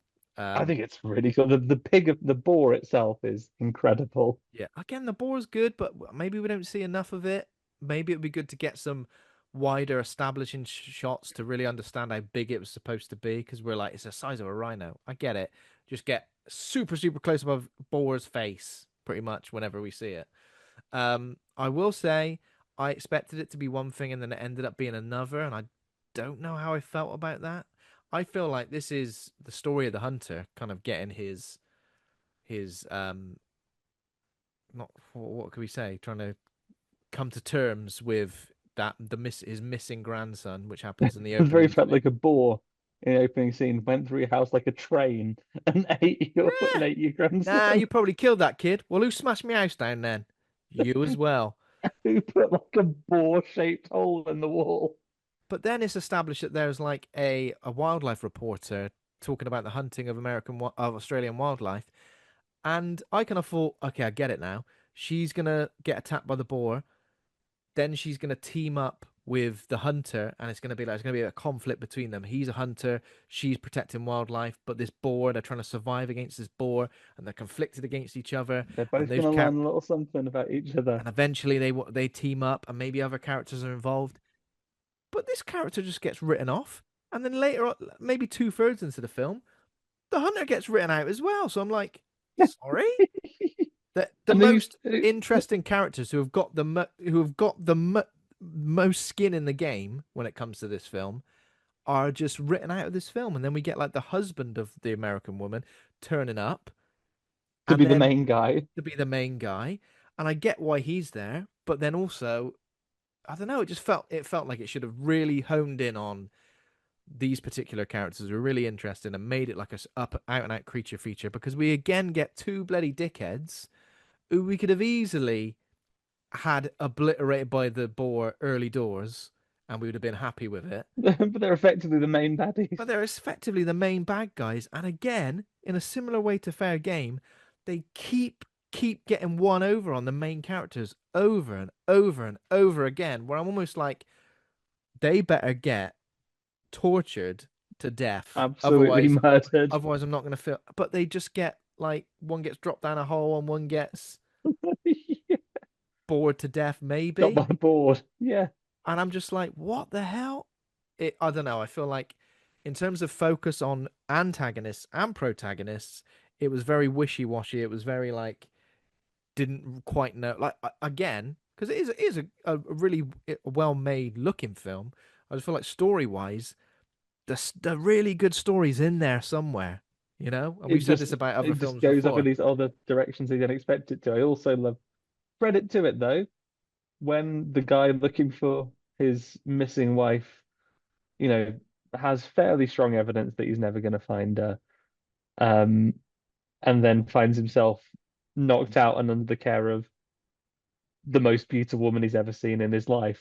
Yeah, They don't immediately just go, "I'm in love with you now. I'm in love with you now. Yeah, well, Let's kind do a of thing. kiss. Let's do a kiss at the end." I Did feel you? like there's moments where, sorry, skipping to the very last shot of the film, I feel like there's probably a take of this where they do have a little kiss, but they just Yeah, don't. yeah, They but just they look at just each don't. other and go, Yeah, you made it.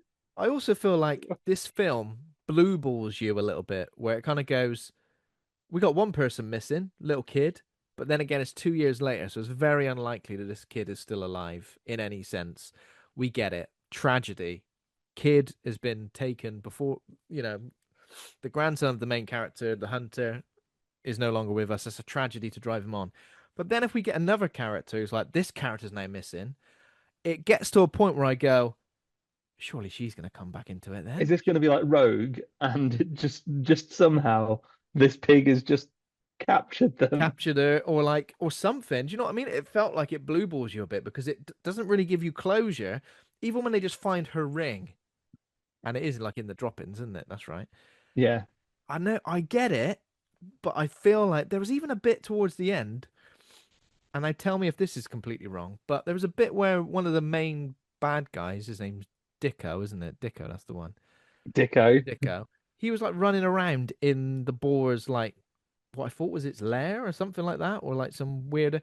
And he did a look. He looked like this. He went like that. He went like, and I thought he's seen the reporter. She's like, I don't know, like in a corner, like half dead, maybe Captured. captured. I don't know, something like that. But I felt this film was it was really like it blue balled you to try and go. There's going to be There's like mystery. an amazing amazing reunion between he's traveled all the way across the world to find her. No, she's just dead. She's been mulched by a boar and she's dead. Do you know what I She's mean? literally pig shit Or they now. could have, or even they could have done something else where it was like we see her in the car when the boar like flips it, and then but we don't see what happens to her because we don't. We just see her hand going like, oh, maybe he finds her later. The truck upended somewhere. She's stuck under it. Oh my God, it's a miracle. You're still alive. We found you. It's been days. Yada, yada, yada. How long is it between her? It's like weeks. It must be weeks. It must be because he travels over and he's like on the bus coming back. But we also see like the authorities like looking. Is that right? We do see that, don't we? Yeah, yeah. The hunt and the hunter's having a look as well. I don't know. I feel like the story's in there somewhere. There's a really interesting little story and a little a discussion about animals, you know, wild animals in the outback being killed or being protected, and these conflicting ideas between people. But it feels Like, like it just whose land is it? Who does it belong to? Who should yeah, be living there? because apparently in exploitation there is a lot of stuff about that, about like the indigenous land and about ownership of the land, and those are some commentaries that we get. But I feel like this doesn't really do much other than go, you know, the people who live in the outback, absolute morons, a lot of them. That's kind of how it frames it, isn't it? These bogans, they're out Which I there. think is a little bit unfair, you know. Um, Yeah. and these two characters, which I was pretty sick of the sight of when I first saw them, the fact that they're constantly throughout the film, Benny and Dicko, just pissed me off. To be, you know what I mean? Like the And boar is also, enough that's of a their villain. intention. The boar is enough of a villain. And again, we're spoiling this film, but the fact that the boar who did this to the hunter's grandson and he's devastated, and he almost got framed for the murder. He almost took the rap. The boar kills him as well, like inconsequentially as well. Like it's not like he's saving someone or like Well, the doing some. baddies stick him in the shed. The baddies kneecap him and then leave him to get killed by the boar. It's just so like there are no moments, there are no like moments of true exhilaration or like, when you're really rooting for certain characters. I feel like even the main character, our main dude, Carl, he's on his ass all the time. He never seems to be, he's struggling to, it's a He's fighting miracle. for his bloody life. It's a miracle that he overcomes anyone in this film, let alone the boar and those two fellas. Yeah. I mean, it was in one of the reviews you mentioned, Ben. I think it can't be coincidental that this comes up with the court case and everything. The Sidney Lindstrom case is, the dingo ate my baby Yeah, yeah, yeah. thing. This is a test. What do you know about this story? What, the dingo ate my baby test? Yeah. What do you know about the story about a dingo ate my baby? I'm assuming, is it just a baby disappeared and she said it was dingo ate my baby? Yeah, and that's the thing. And then there was a huge court case. The thing Yeah. is, right? Like I think the dingo ate my baby, like it's always played, and I think if you haven't researched, this isn't shade on you, Ben, or anyone else. Hmm. But if it just played like that, you would just think someone has lost their baby and Yeah. like it's an excuse that someone's given, right? No, it actually Yeah, happened. actually Like happened. Yeah. it actually happened, and she went to prison for ages. Bloody Like she went hell. to prison for certainly like a decent period of time before hunters or people out in the air, but they found like remains in like a dingo's lair. Oh my God.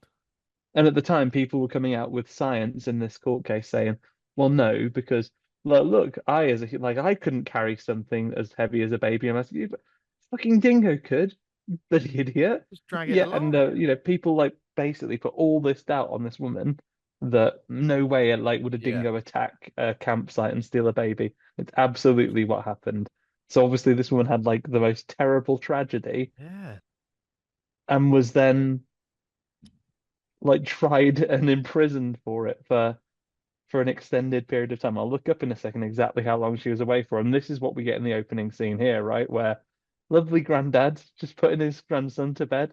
Yeah. Second he's in there, Oh, such a shame. basically a train. I'm literally just reading about it a bit more. I'll have to find out a little bit more about it. But it was the death of Azaria Chamberlain, a 9 week Yeah, old Australian baby killed by a dingo on the night of 17th of August 1980. So yeah, like 4 years before this movie.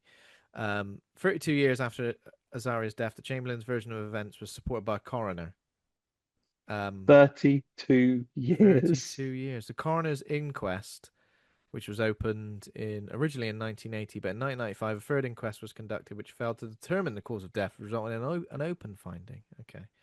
But there were subsequent events as well. Apparently, in 2004, Frank Cole, a Melbourne pensioner, claimed that he had shot a dingo in 1980 and found a baby in its mouth.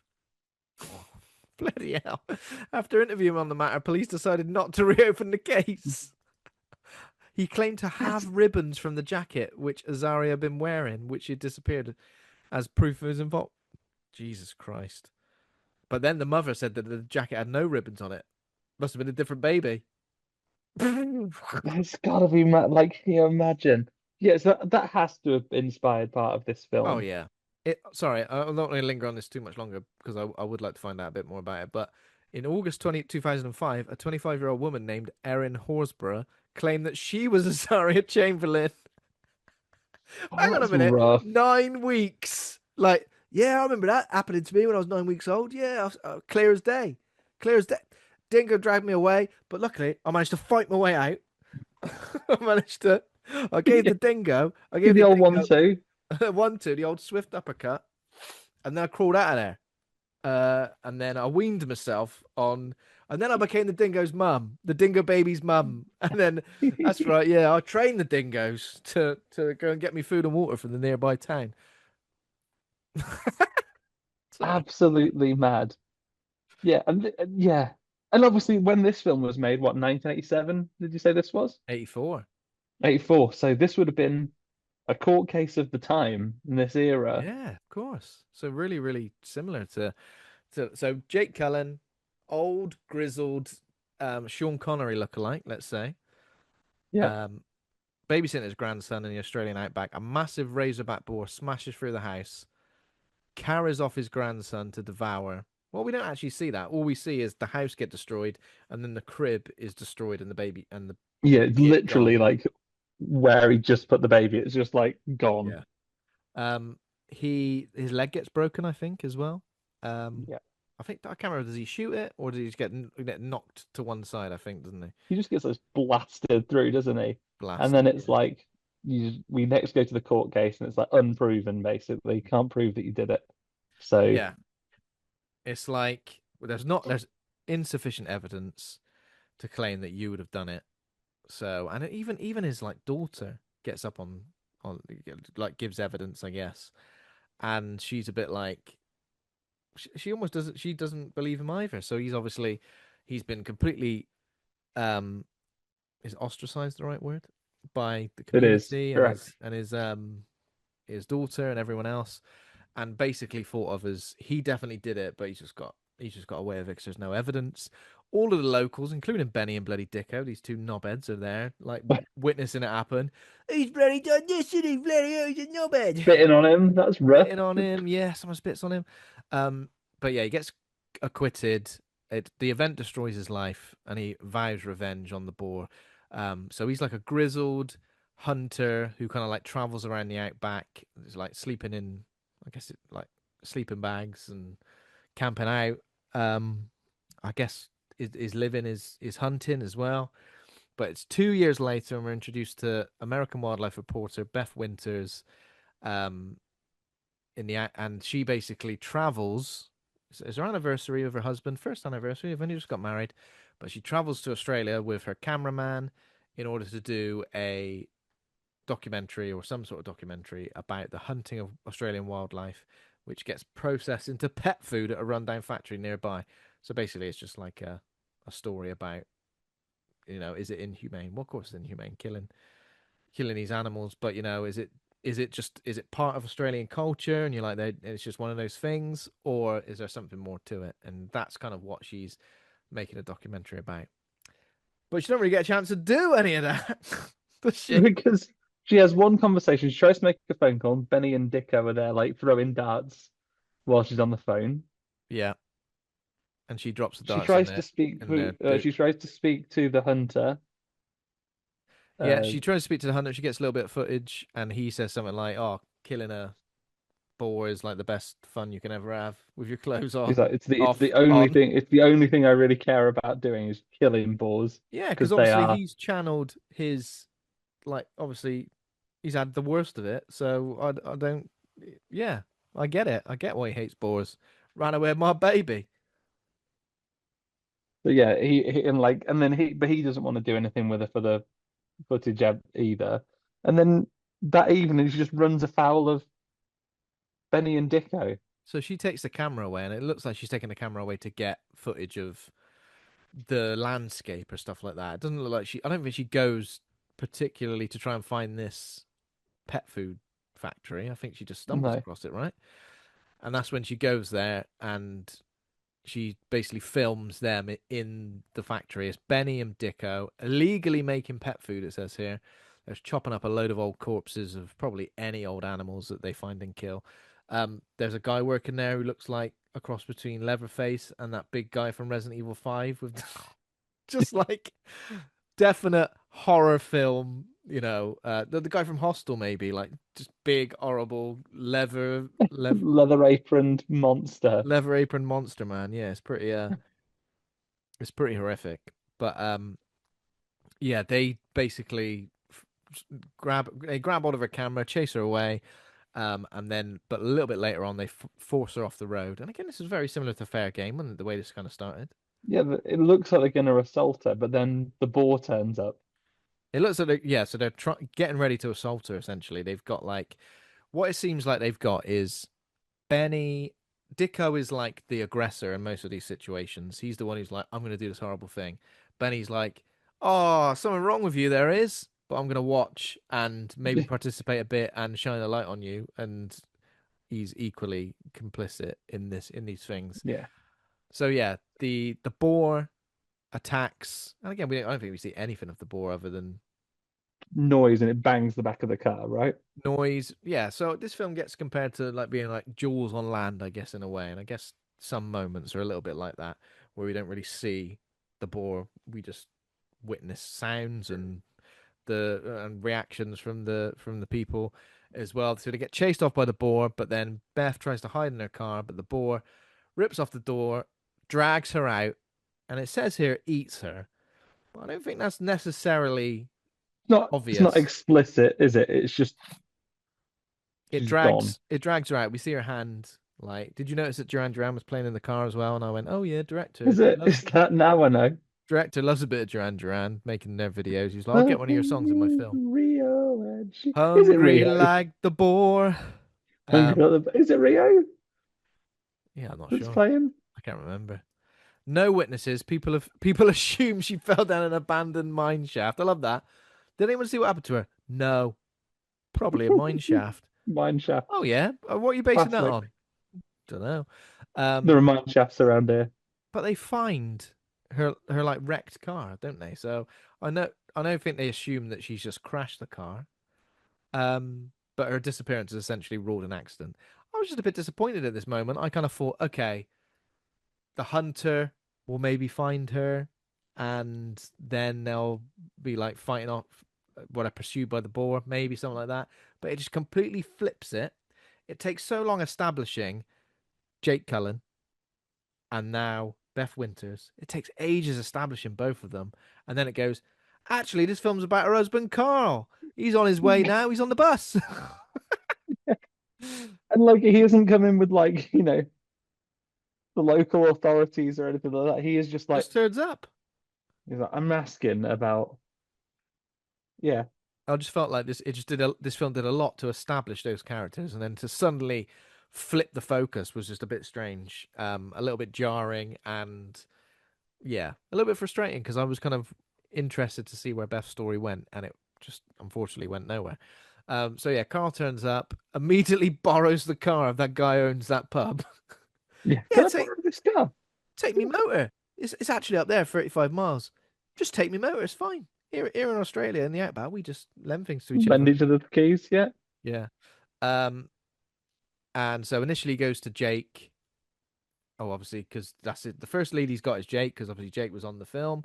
I'm surprised that the cameraman just pissed off home. I'm guessing that's right. We Yeah, see he him on doesn't TV, well, don't we? that's that then. That's that then. See you later. Um, and Jake pretty much says, "Can't help you," but I would go to the local cannery, which he does. And then this is really weird because the way he kind of like gets an in with Benny and Dicko is by pretending like that he I didn't. would be interested in going to an opal mine, please. Yeah, he like does so he doesn't frame it as like I'm looking for my wife. He just not befriends them, but like starts helping them like around the around the cannery. Like, oh no, this thing's gonna blow up. Turn the bloody wheel to release the pressure. That's right. Come on. Also, come and see where we live in an horrible cave. Yeah. We live in Do a you know, horrible cave. do you remember his special wake up chant?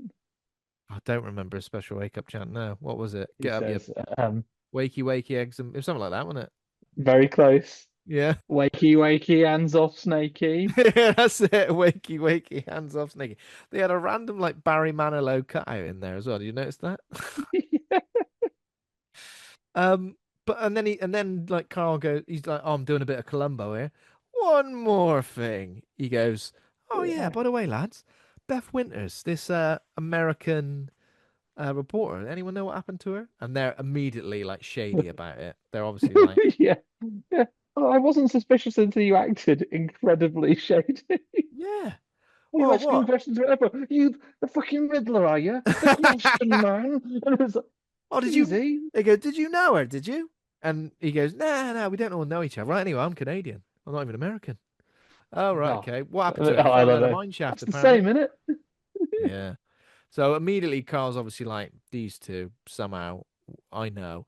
The thing is, like, this would have made more sense if, like, Jake had a bit more information. Maybe he was like, I spotted this. I don't know what happened to her, but I reckon it was this.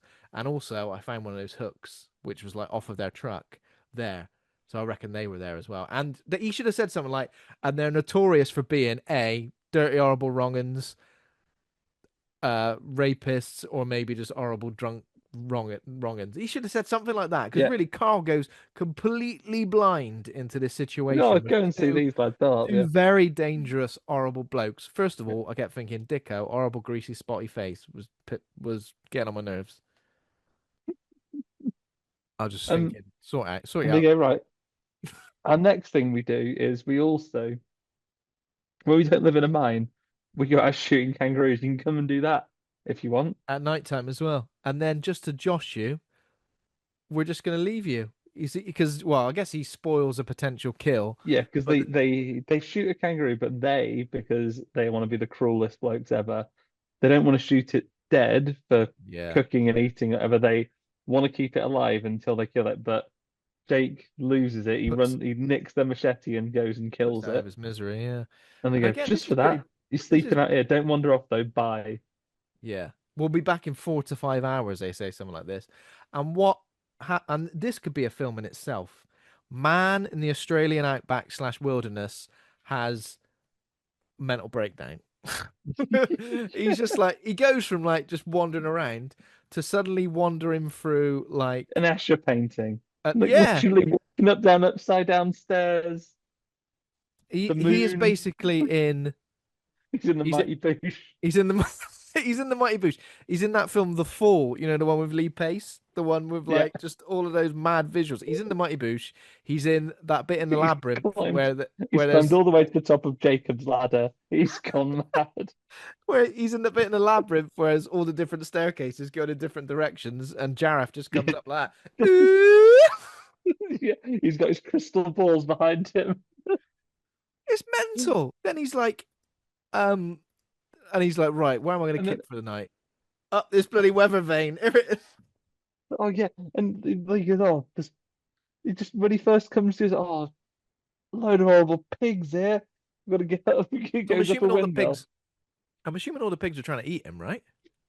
Yeah, I think they're trying He's to eat attacked him. by a herd of wild pigs. It says spurred on by the giant boar, which has kind of like been chasing him, but like unseen throughout the night. But then again, we don't necessarily know it's it, or if he's having like hallucinations because he's seeing a load of mad shit. What he does is he climbs up the windmill and then ties himself on, and the pigs are all around the bottom, and then the pigs knock it over. And he falls into like a watering hole, but he's already tied himself to the thing, so he's like he's underwater for about 30 seconds. And then he doesn't get up. He's like, you stupid pigs, you can't swim. You can't bloody get me. You know what I can taste them at Ben? You know what pigs can do? Go on. Swim. Swim. Swim, yeah, yeah. Swim Yeah, reasonably well. why is he making that assumption that they can't swim? Even if I knew that pigs couldn't swim, in Australia I'd be like, all bets are off. These pigs can swim, they're gonna make a pig chain, and one of them's gonna walk across and get me. Yeah, It's pigs can horrible. swim. Um, so once the pigs leave, this is so he attempts to make his way back to civilization, and it says that dehydration induced hallucinations. I think that was the night before, but maybe it was afterwards as well. And this is when he reaches the house of Sarah Cameron. So we saw Sarah a little bit earlier with Jake in his truck. So she's a friend of Jake.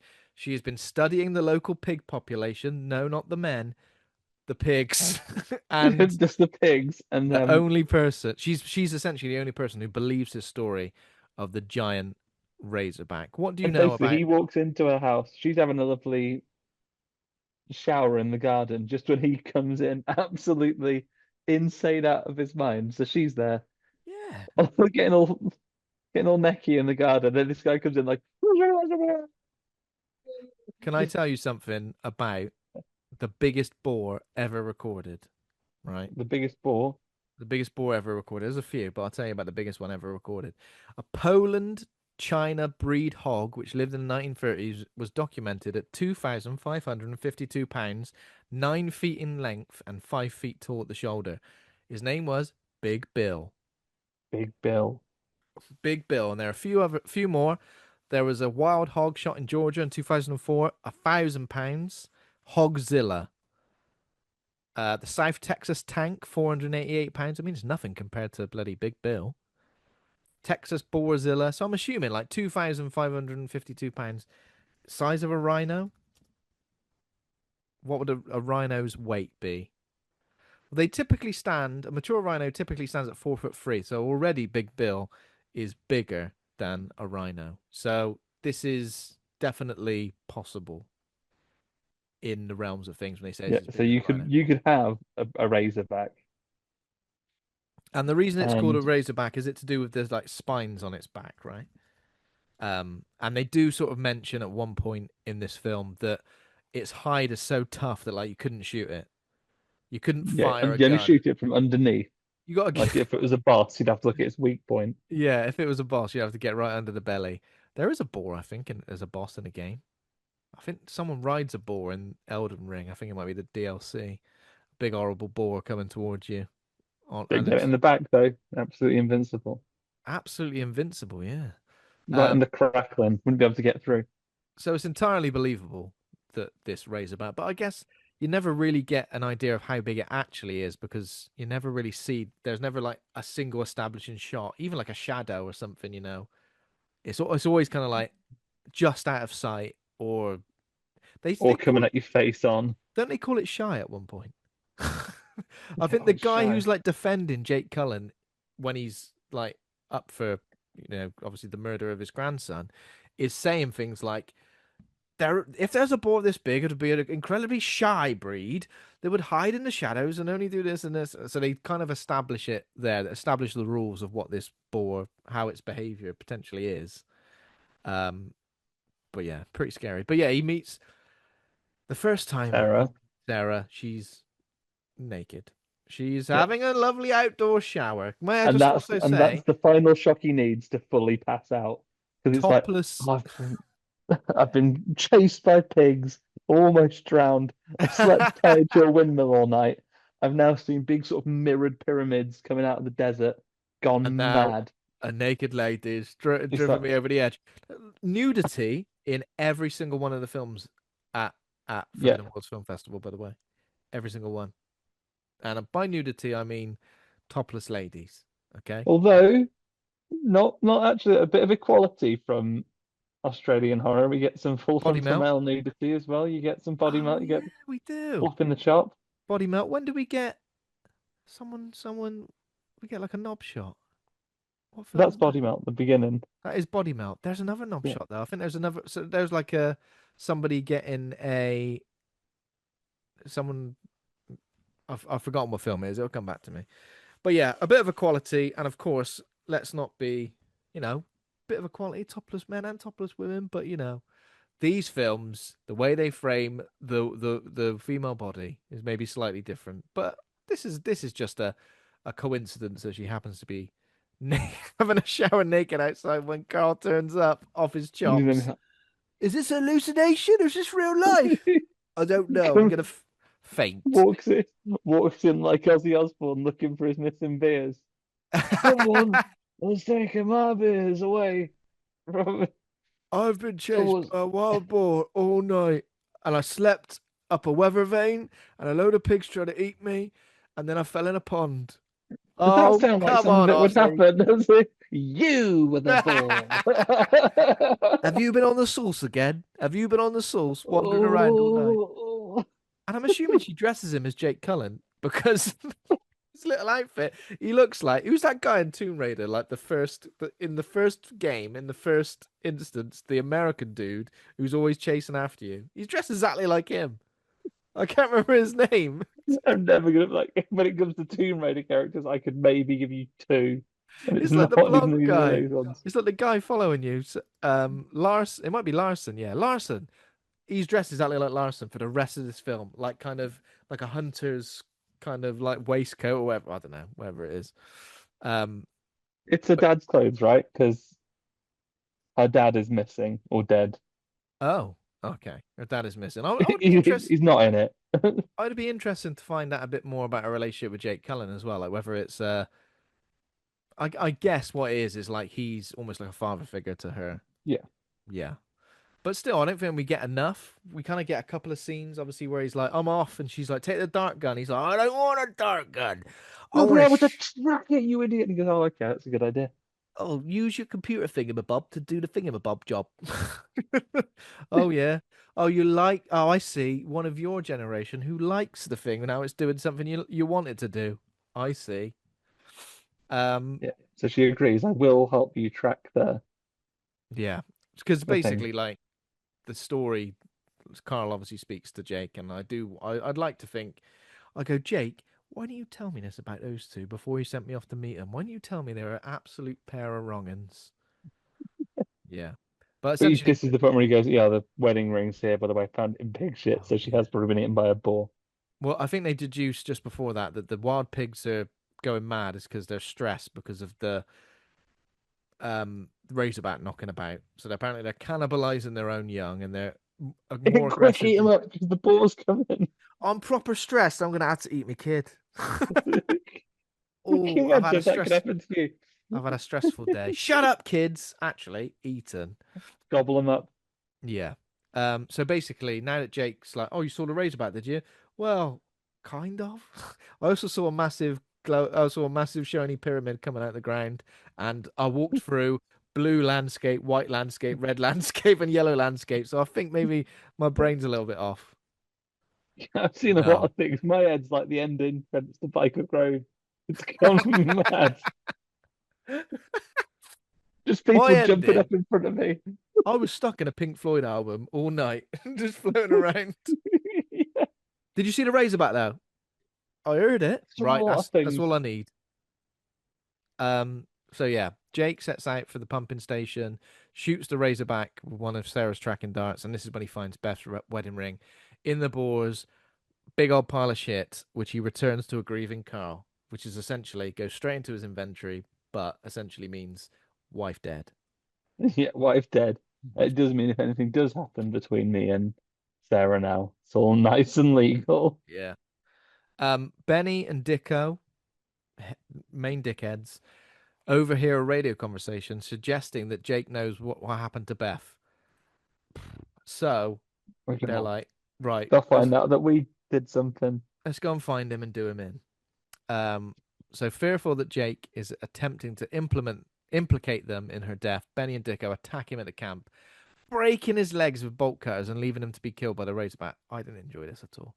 I No, this is thought horrible. it would have been nice if they tried to attack him, but A, he fucks them both up. That would have been nicer, and we can really see what Jake Cullen's capable of, especially when he's on the warpath after going through a terrible tragedy. Or they do get the upper hand on him, but then the Razorback attacks, maybe kills one or two of them, and somehow, weirdly, Jake Cullen's like, "You saved my life, Razorback, but I'm still gonna fucking kill you." Do you know what I mean? Like Well, yeah, because that something else. yeah, The fact that that's not balanced it out. it's humiliating for this character because they break his legs and then he crawls through mud to get away from the little pigs who are trying to eat him, I guess.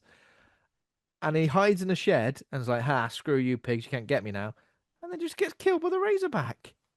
Oh, well, What he on earth? dies like that woman in Daylight, the Sylvester Stallone tunnel rescue thing, where basically he goes through the trauma and then just like goes, well, that's it for me. That's it from. Oh no!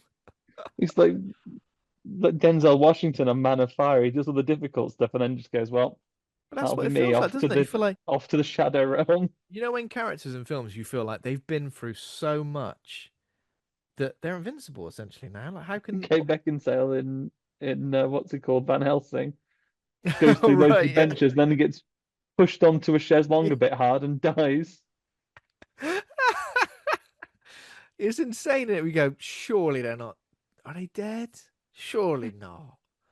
Come on now.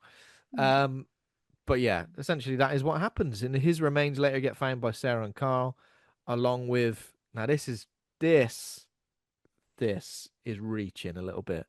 Hang on a minute, these marks in the dirt, they're exactly the same as the marks in the dirt left by Dicko's cleaver. And I'm like, I recognize this anywhere.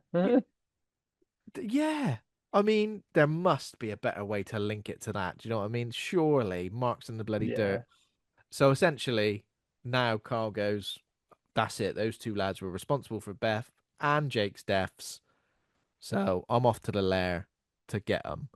And he drives. This is quite funny because he drives like straight into their little hut or their little lair. And Benny comes out and goes, "You're supposed to put the bloody brakes on before you come before you come over the hill." You can't park there, mate. Can't park now because Benny is like Dicko is a dickhead, but like he is a bit menacing. Benny is just like an absolute pleb. Um, hangs him over a mine shaft while interrogating him, and Benny like drops himself in it by going, "I wasn't even And there." And he's then he says something like, "Oh yeah," and then this happened, and he's like, "Oh, you weren't even there? Have some dust in your face, you bitch." yeah, he's hanging him over there. Oh, I swear to God, I swear to me every time. And then he drops him down the bloody mine shaft, doesn't he? And I go, well, that's what apparently happened to my wife. But now you have some of that. Um, we get like Sarah rallies a group of locals to, Oh, the comedic mistake first, don't they? yeah, First, yeah. oh, I tell you, I mean that is funny, but I tell you what else is funny: the owner of the pub trying to get in someone's car. He just couldn't get in anyone's car. He's like, room for a small one. Oh fucking hell! What about me? Can I get? Oh, don't drive off. And here they come. Yeah. Oh fucking hell. And he ends up on the back of a camel. Classic. But yeah, the Camel's built tracker. for it though, built for the environment. Get a camel. Yeah, camel. Yeah. The tracker attached to Well, like a little yeah, pig. she's we because we saw in the demo bit to establish the tracker, we Yeah. saw her using it. She saw her tagging a pig, Yeah. but she's named that one like Razorback or something like that. And they go to it by mistake. Baser rack.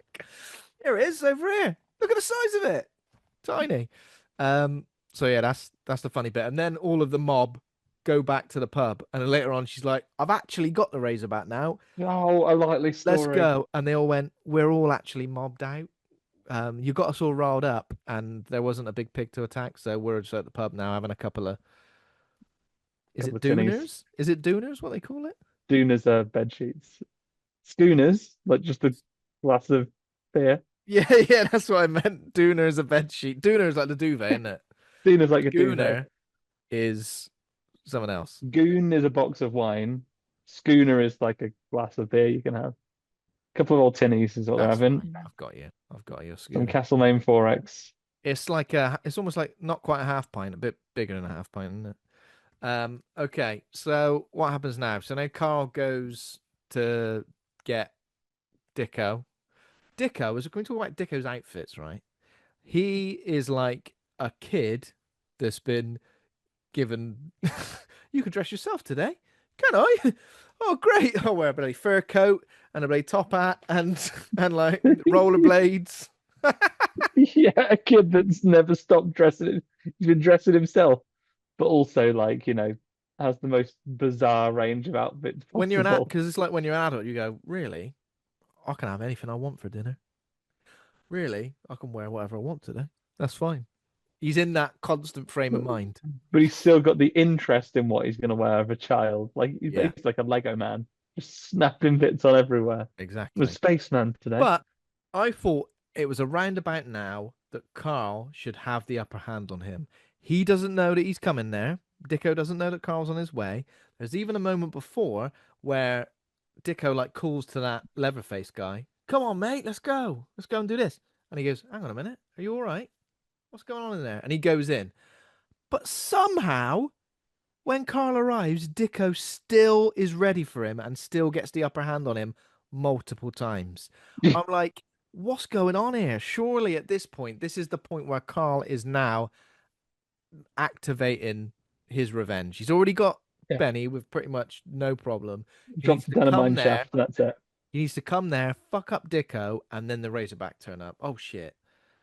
The fact that Dicko still gets one up on him and like ends up almost knocking him into that big whizzing thing I was getting pissed off at this point because I was thinking this is just stupid. I understand having your antagonist being absolute dickheads and constantly having the upper hand on you, but there comes to a point in the plot where you're like, either this person wins or we start fucking this person up now Yeah. because I'm sick of it. Just fuck him up. Especially when they're having a fight in like the foundry from the end of Terminator 2. Just Yeah, yeah, conveyor the belts going over the place. chains everywhere.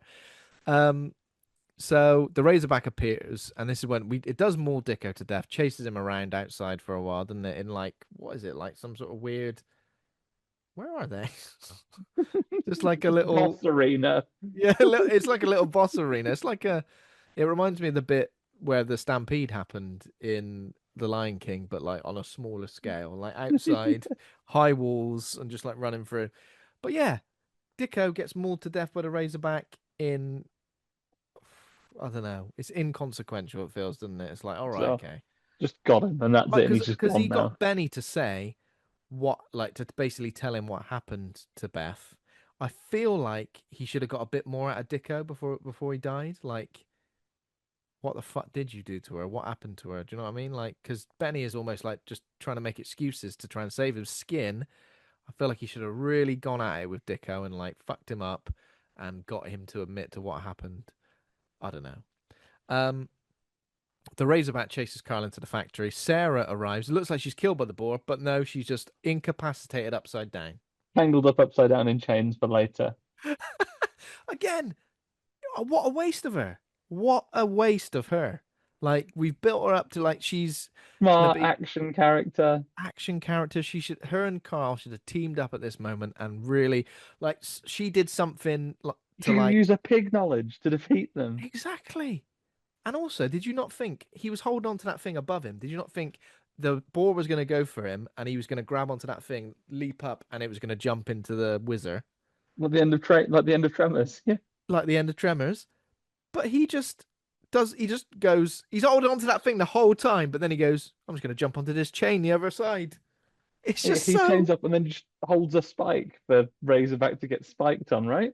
yeah, exactly. Well, so it's earlier that Razorback gets spiked on when he's fighting it. It Oh, that's actually right. just And then he goes into the meat grinder thing and gets destroyed. made into pet food. Even at And that's this pet point, food forever. it's not 100% clear how big this thing is because we kind of just see big head, part part of the big head here, massive close up of the face. So yeah, I think we needed A lot of at them with least. perspective must have been the limitations of what they could make for a puppet, Of right? course, I understand that. Yeah. Um. So yeah, they win. Shuts down the machinery. I thought it was going to explode. I thought All the dials have gone up to all the red. dials have gone up to 11. All of them are going. The Wah! steam is coming out of them. The I- glass has cracked. We wanted both of them to run out, but no, he just goes and turns it off. There we go. He Thank God turns for off, that. lets the steam out, which is thankfully we had that scene with him learning to do that earlier. I had to turn this down. Yeah, there we go. I suppose that made sense. Yeah. And Um, then he just untangles Sarah from the chains, looks at her like Frodo at the end of Return of the King when she wakes up. where have you been? I've just been here. Just been hanging upside down while you I've were been fighting. knocked out in these chains. While you were fighting the bloody thing. Oh yeah, okay. The two Um, embrace. They have a hug, not a kiss. they have a hug, not a kiss. Well, they did have a little kiss earlier at the bus stop, didn't they? He like kissed her on the lips. Did I look away and I see him have missed a little Yeah, but kiss? not like it wasn't like a romantic kiss. It was almost like he committed to it and she kissed it, but she kind of went, "Your wife's just died."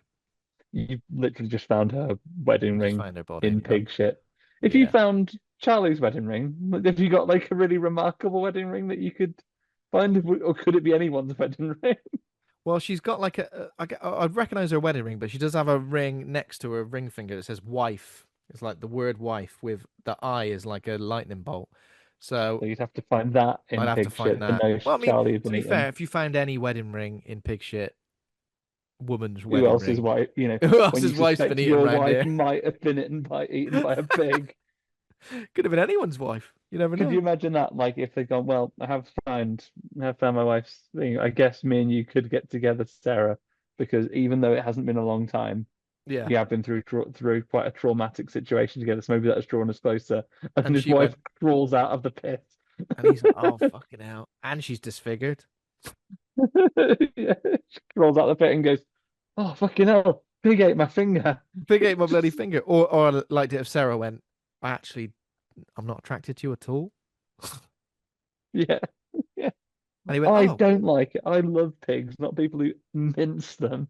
yeah, exactly." But Poor that's it. pig. That's Razorback for you. There we go. That's the end. We did it. But he made it. Bloody made it. Apart Okay. from, you're gonna Apart play a from, little game first, Ben? Or are we gonna rate the film? let's play a game first. Let's do that. If you got anything prepped. Well, I've prepped a little. I guess it's inspired by Yes. not just Razorback, but our time at Forbidden Worlds Film Festival and their Ozploitation Oh, lovely. things. It's also been a little bit inspired by my travels Ben, because Oh, wow. it's thematically all over the place. This one, unlike Okay. the films, this is just all of them. Hopefully, we'll hit the point for you. And what I'll say to this one, Ben, is to all our listeners, actually, a heartfelt poem, of course. You know, we belong together, you and I, forever and ever, walking on air just to know you are there. From the very first moment I saw you all, never felt such emotion. Um, Basically, close to reach there, everybody, home and away. Is where we are.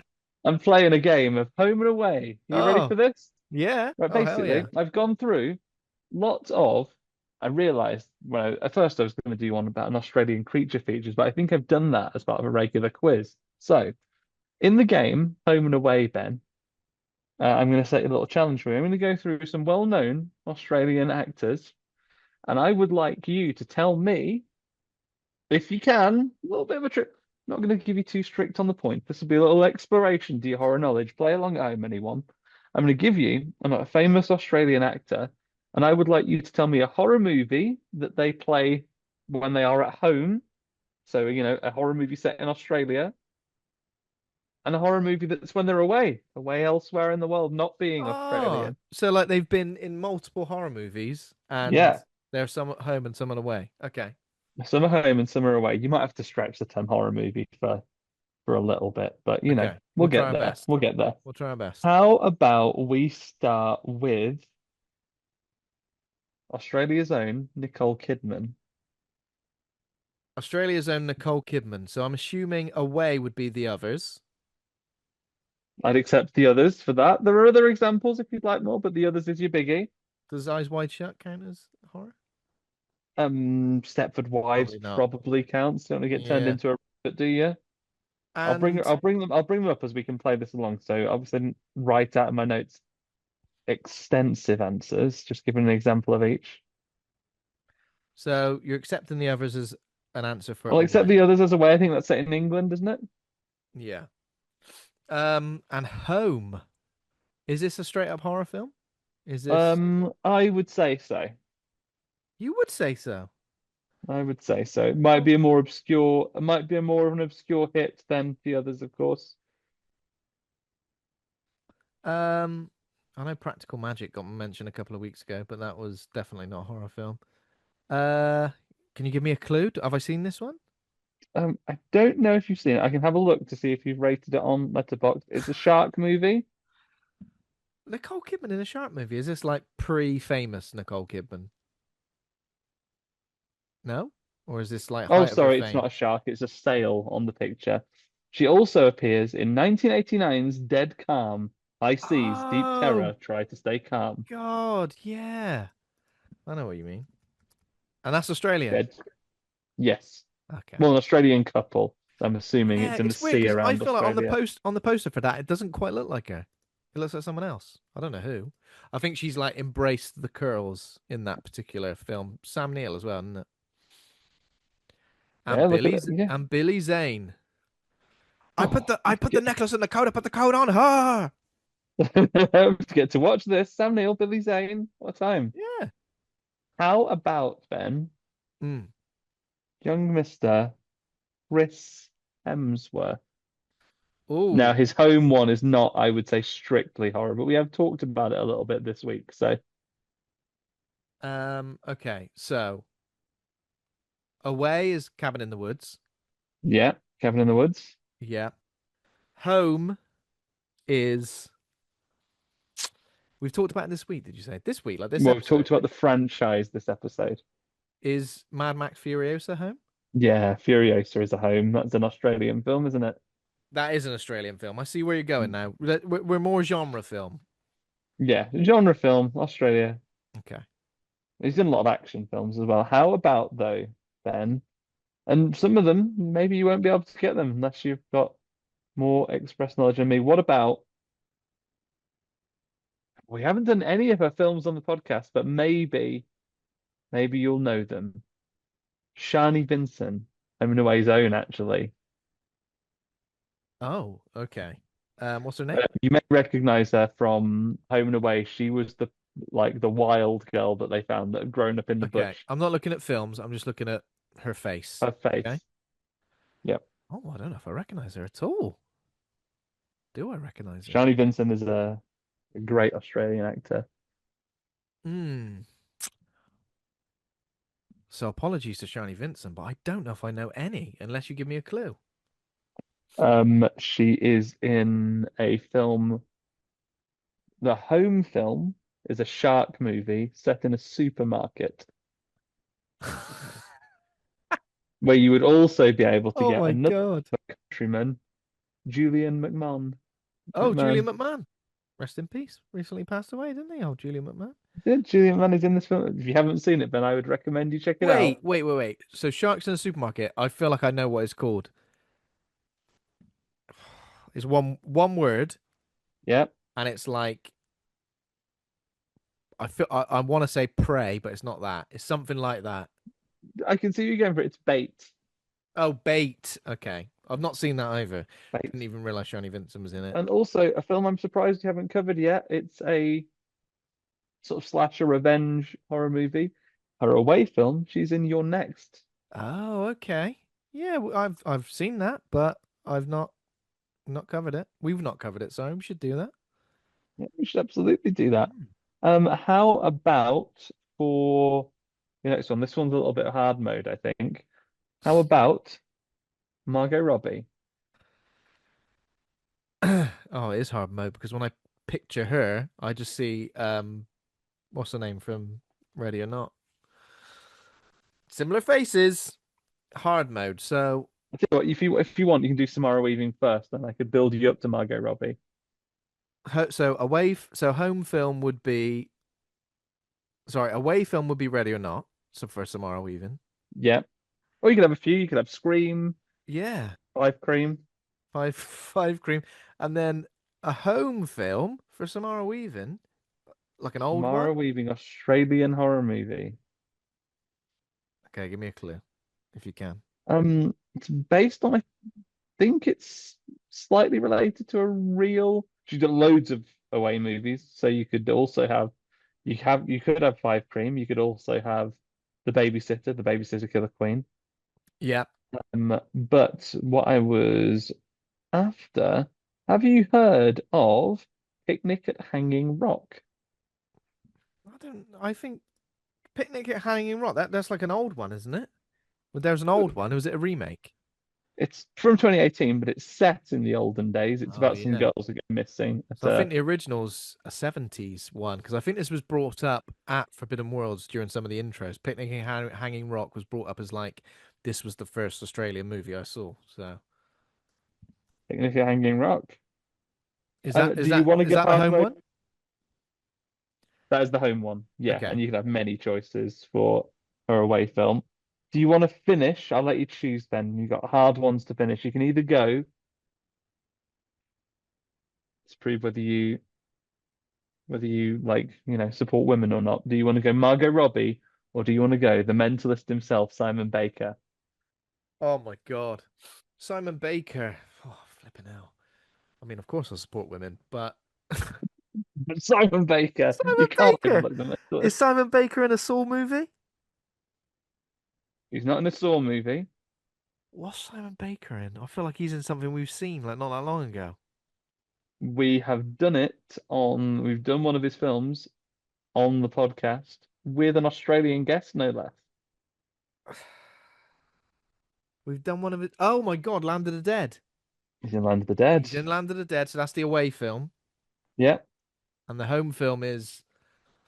I'm not sure he has a home one. Oh God, stitch me right up. In terms of Margot Robbie, I can't think of anything horror related that she's Well, I in. found something that I haven't seen, and it looks to have absolute stinker of a review, which means it's gone straight onto my watch list. Oh That no. she features in a. Let me get up the thing Did for I you. Actually, hear a rumor that Margot Robbie was potentially going to be in a remake of American Psycho, like a gender swapped American Psycho? I swear I read I that think she might a be one of the while names ago. that's floated around that. Yeah, Yeah. I was going to say Melissa George, but is she Neighbours? I think she's Home and Away. Are these all Home and Away people in particular, or have you They're just not gone for necessarily some? all from Home and Away, but just so happens that quite a lot of them were. Okay. No, Margot Robbie is in a film. Uh, Friend of the show, Kat, has given it a half-star review. She plays Tristan Waters in a 2009 film called I See You. I spy with my little eye something beginning with you. Sadistic, voyeuristic killer stalking the city. Three curious teenagers, while spying on their neighborhood, believe they've discovered his identity. But Oh, when your holiday high-rise apartment is filled with hidden CCTV cameras, who is really watching who? wow. Well, I'm kind of sold by that, but the half-star review maybe not so much. So yeah, I would have never got that in a million years, Yeah, unfortunately. but what I can also tell you is that she's also scheduled to be in a new Blumhouse project, the 1958 film, a remake of The Attack of the 50-Foot Woman. Oh hell yeah. I'm into that. Is that a horror film or is that just a fantasy I for think that counts. that definitely counts. There we go. Any more for any more? We good? We'll call it at that. How did you enjoy a bit of Home and Away, Ben? That It's was a lovely. difficult game, I think. It was Tricky difficult, one. yeah. It was exciting. I think it's one of those things you don't realize how little you'd potentially know about. It's been a long time since I've seen Home and Away.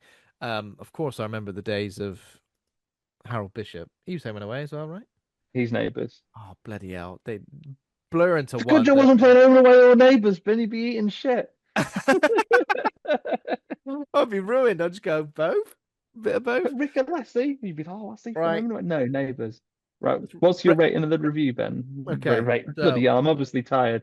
Feel like I've been tripping over words left, right, and centre. Apologies, everyone. I'm very tired, but you we've sleepy, still but got a you've good powered through for and you. appeared on the podcast, even though you're halfway around the world. That in itself is admirable. That is Okay, home. That is home or away. that I've is been home there with you and away. today. So Razorback, rate the film, rate good or rate bad, pluses and minuses allowed, of course. I'm just gonna go for a straight C. I was pretty disappointed by this overall, especially with all the good things I'd heard about it. Um, Again, it looks great. I feel like the performances are good. I feel like in essence it's great. I just feel like the story just really doesn't go to where I ever want it to go. It kind of introduces certain characters and then either kills them off or doesn't focus on them as much. Takes a while to kind of get going, I think, as well. Even though we start with a Razorback boar attack, I feel like it still takes a while to get going. Even the Razorback attacks aren't that satisfying throughout. It kind of nudges a car for a bit, um, screams in the night for a while, like in the distance. It doesn't really get into the nitty gritty and start killing people until right near the end, which is kind of frustrating. I feel like it misses a trick. You've got a whole angry mob of people coming to kill the Razorback. The bloody the kill count could have racked right up. They could have come and tried to Yeah, attack it. And it's just like ripping people to shreds left, right, and center. I feel like, of course, it is limited by the budget, but I was pretty disappointed, really, in the end. So just a C for me. yeah. I'm going to join you on a C, Ben, for many of the same reasons, and you doing that has like got me thinking of all the ways it could have been done a little differently. Easy for us to say all these years later. I know, but like I would have what liked, give me something like an anaconda situation where you're throwing people into this that aren't necessarily good bedfellows. What about you Yeah, do get the animal rights photographer and the hunter and possibly even those bad blokes. You could have like a film yeah. with two halves though. You could have maybe her go missing in the early section. Even if you are going to get rid of his wife, he could come over and he could go and say, "Look, I am here to hunt for the Razorback that's got this. I'm going to fund your expedition, the hunter, who no one really listens to around here. I'm going to get these bad and Mm, awful blokes, and you hire them officially to come along, and they're all having to fight the boar together. But then maybe that secret comes out, and they're like, oh, we're going to make sure that." he doesn't actually think we had anything to do with it. You could have had something that Yeah. really worked well here. And you're right, it is a little bit disjointed at parts that really takes me out of it. And I Mm. know that the boar is limited in its appearances for the budgetary reasons. And if you're on the video, and for once, I definitely wouldn't recommend it because I've got a bit of the classic aeroplane flu. So you're not Ah. missing a lot. You're not missing a lot visually today, viewers. But the one thing you can see behind me is one of the big full shots of the boar that we do get. Yeah. It only really comes towards the end of the movie. But I'd have liked a bit more. I understand why we didn't for budgetary reasons. And it takes me back to when we talk about films you would see remade. I'm interested enough in this conceptually that I would watch Mm. a Razorback remake. Yeah. Oh yeah, absolutely. 100%. But yeah, this one, it's hard. It's up in a lot of competition with some all-timers when it comes to creature features. You've got your anacondas, you've got your relics. Is this one that I would necessarily come back to? Mostly because those bad blokes are so unpleasant, Ben and Dicko. Maybe Yeah, not. exactly.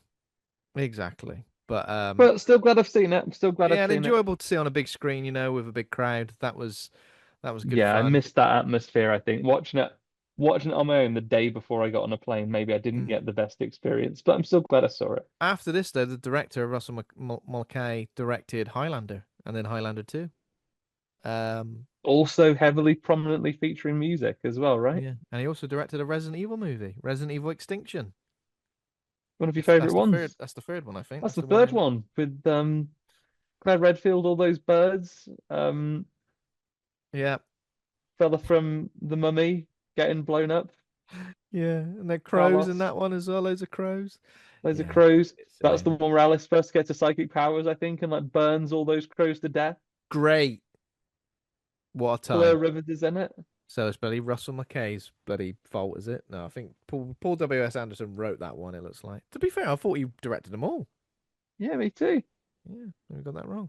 Okay, there we go. So that was Razorback. Thanks to everybody for listening. If you enjoyed the show, become a patron at patreon.com/horror hangout. Thanks to our patrons over there. Thanks to Taj Easton for our theme music, Acast and Rusty Quill for hosting the show. Please consider giving us a rating or review.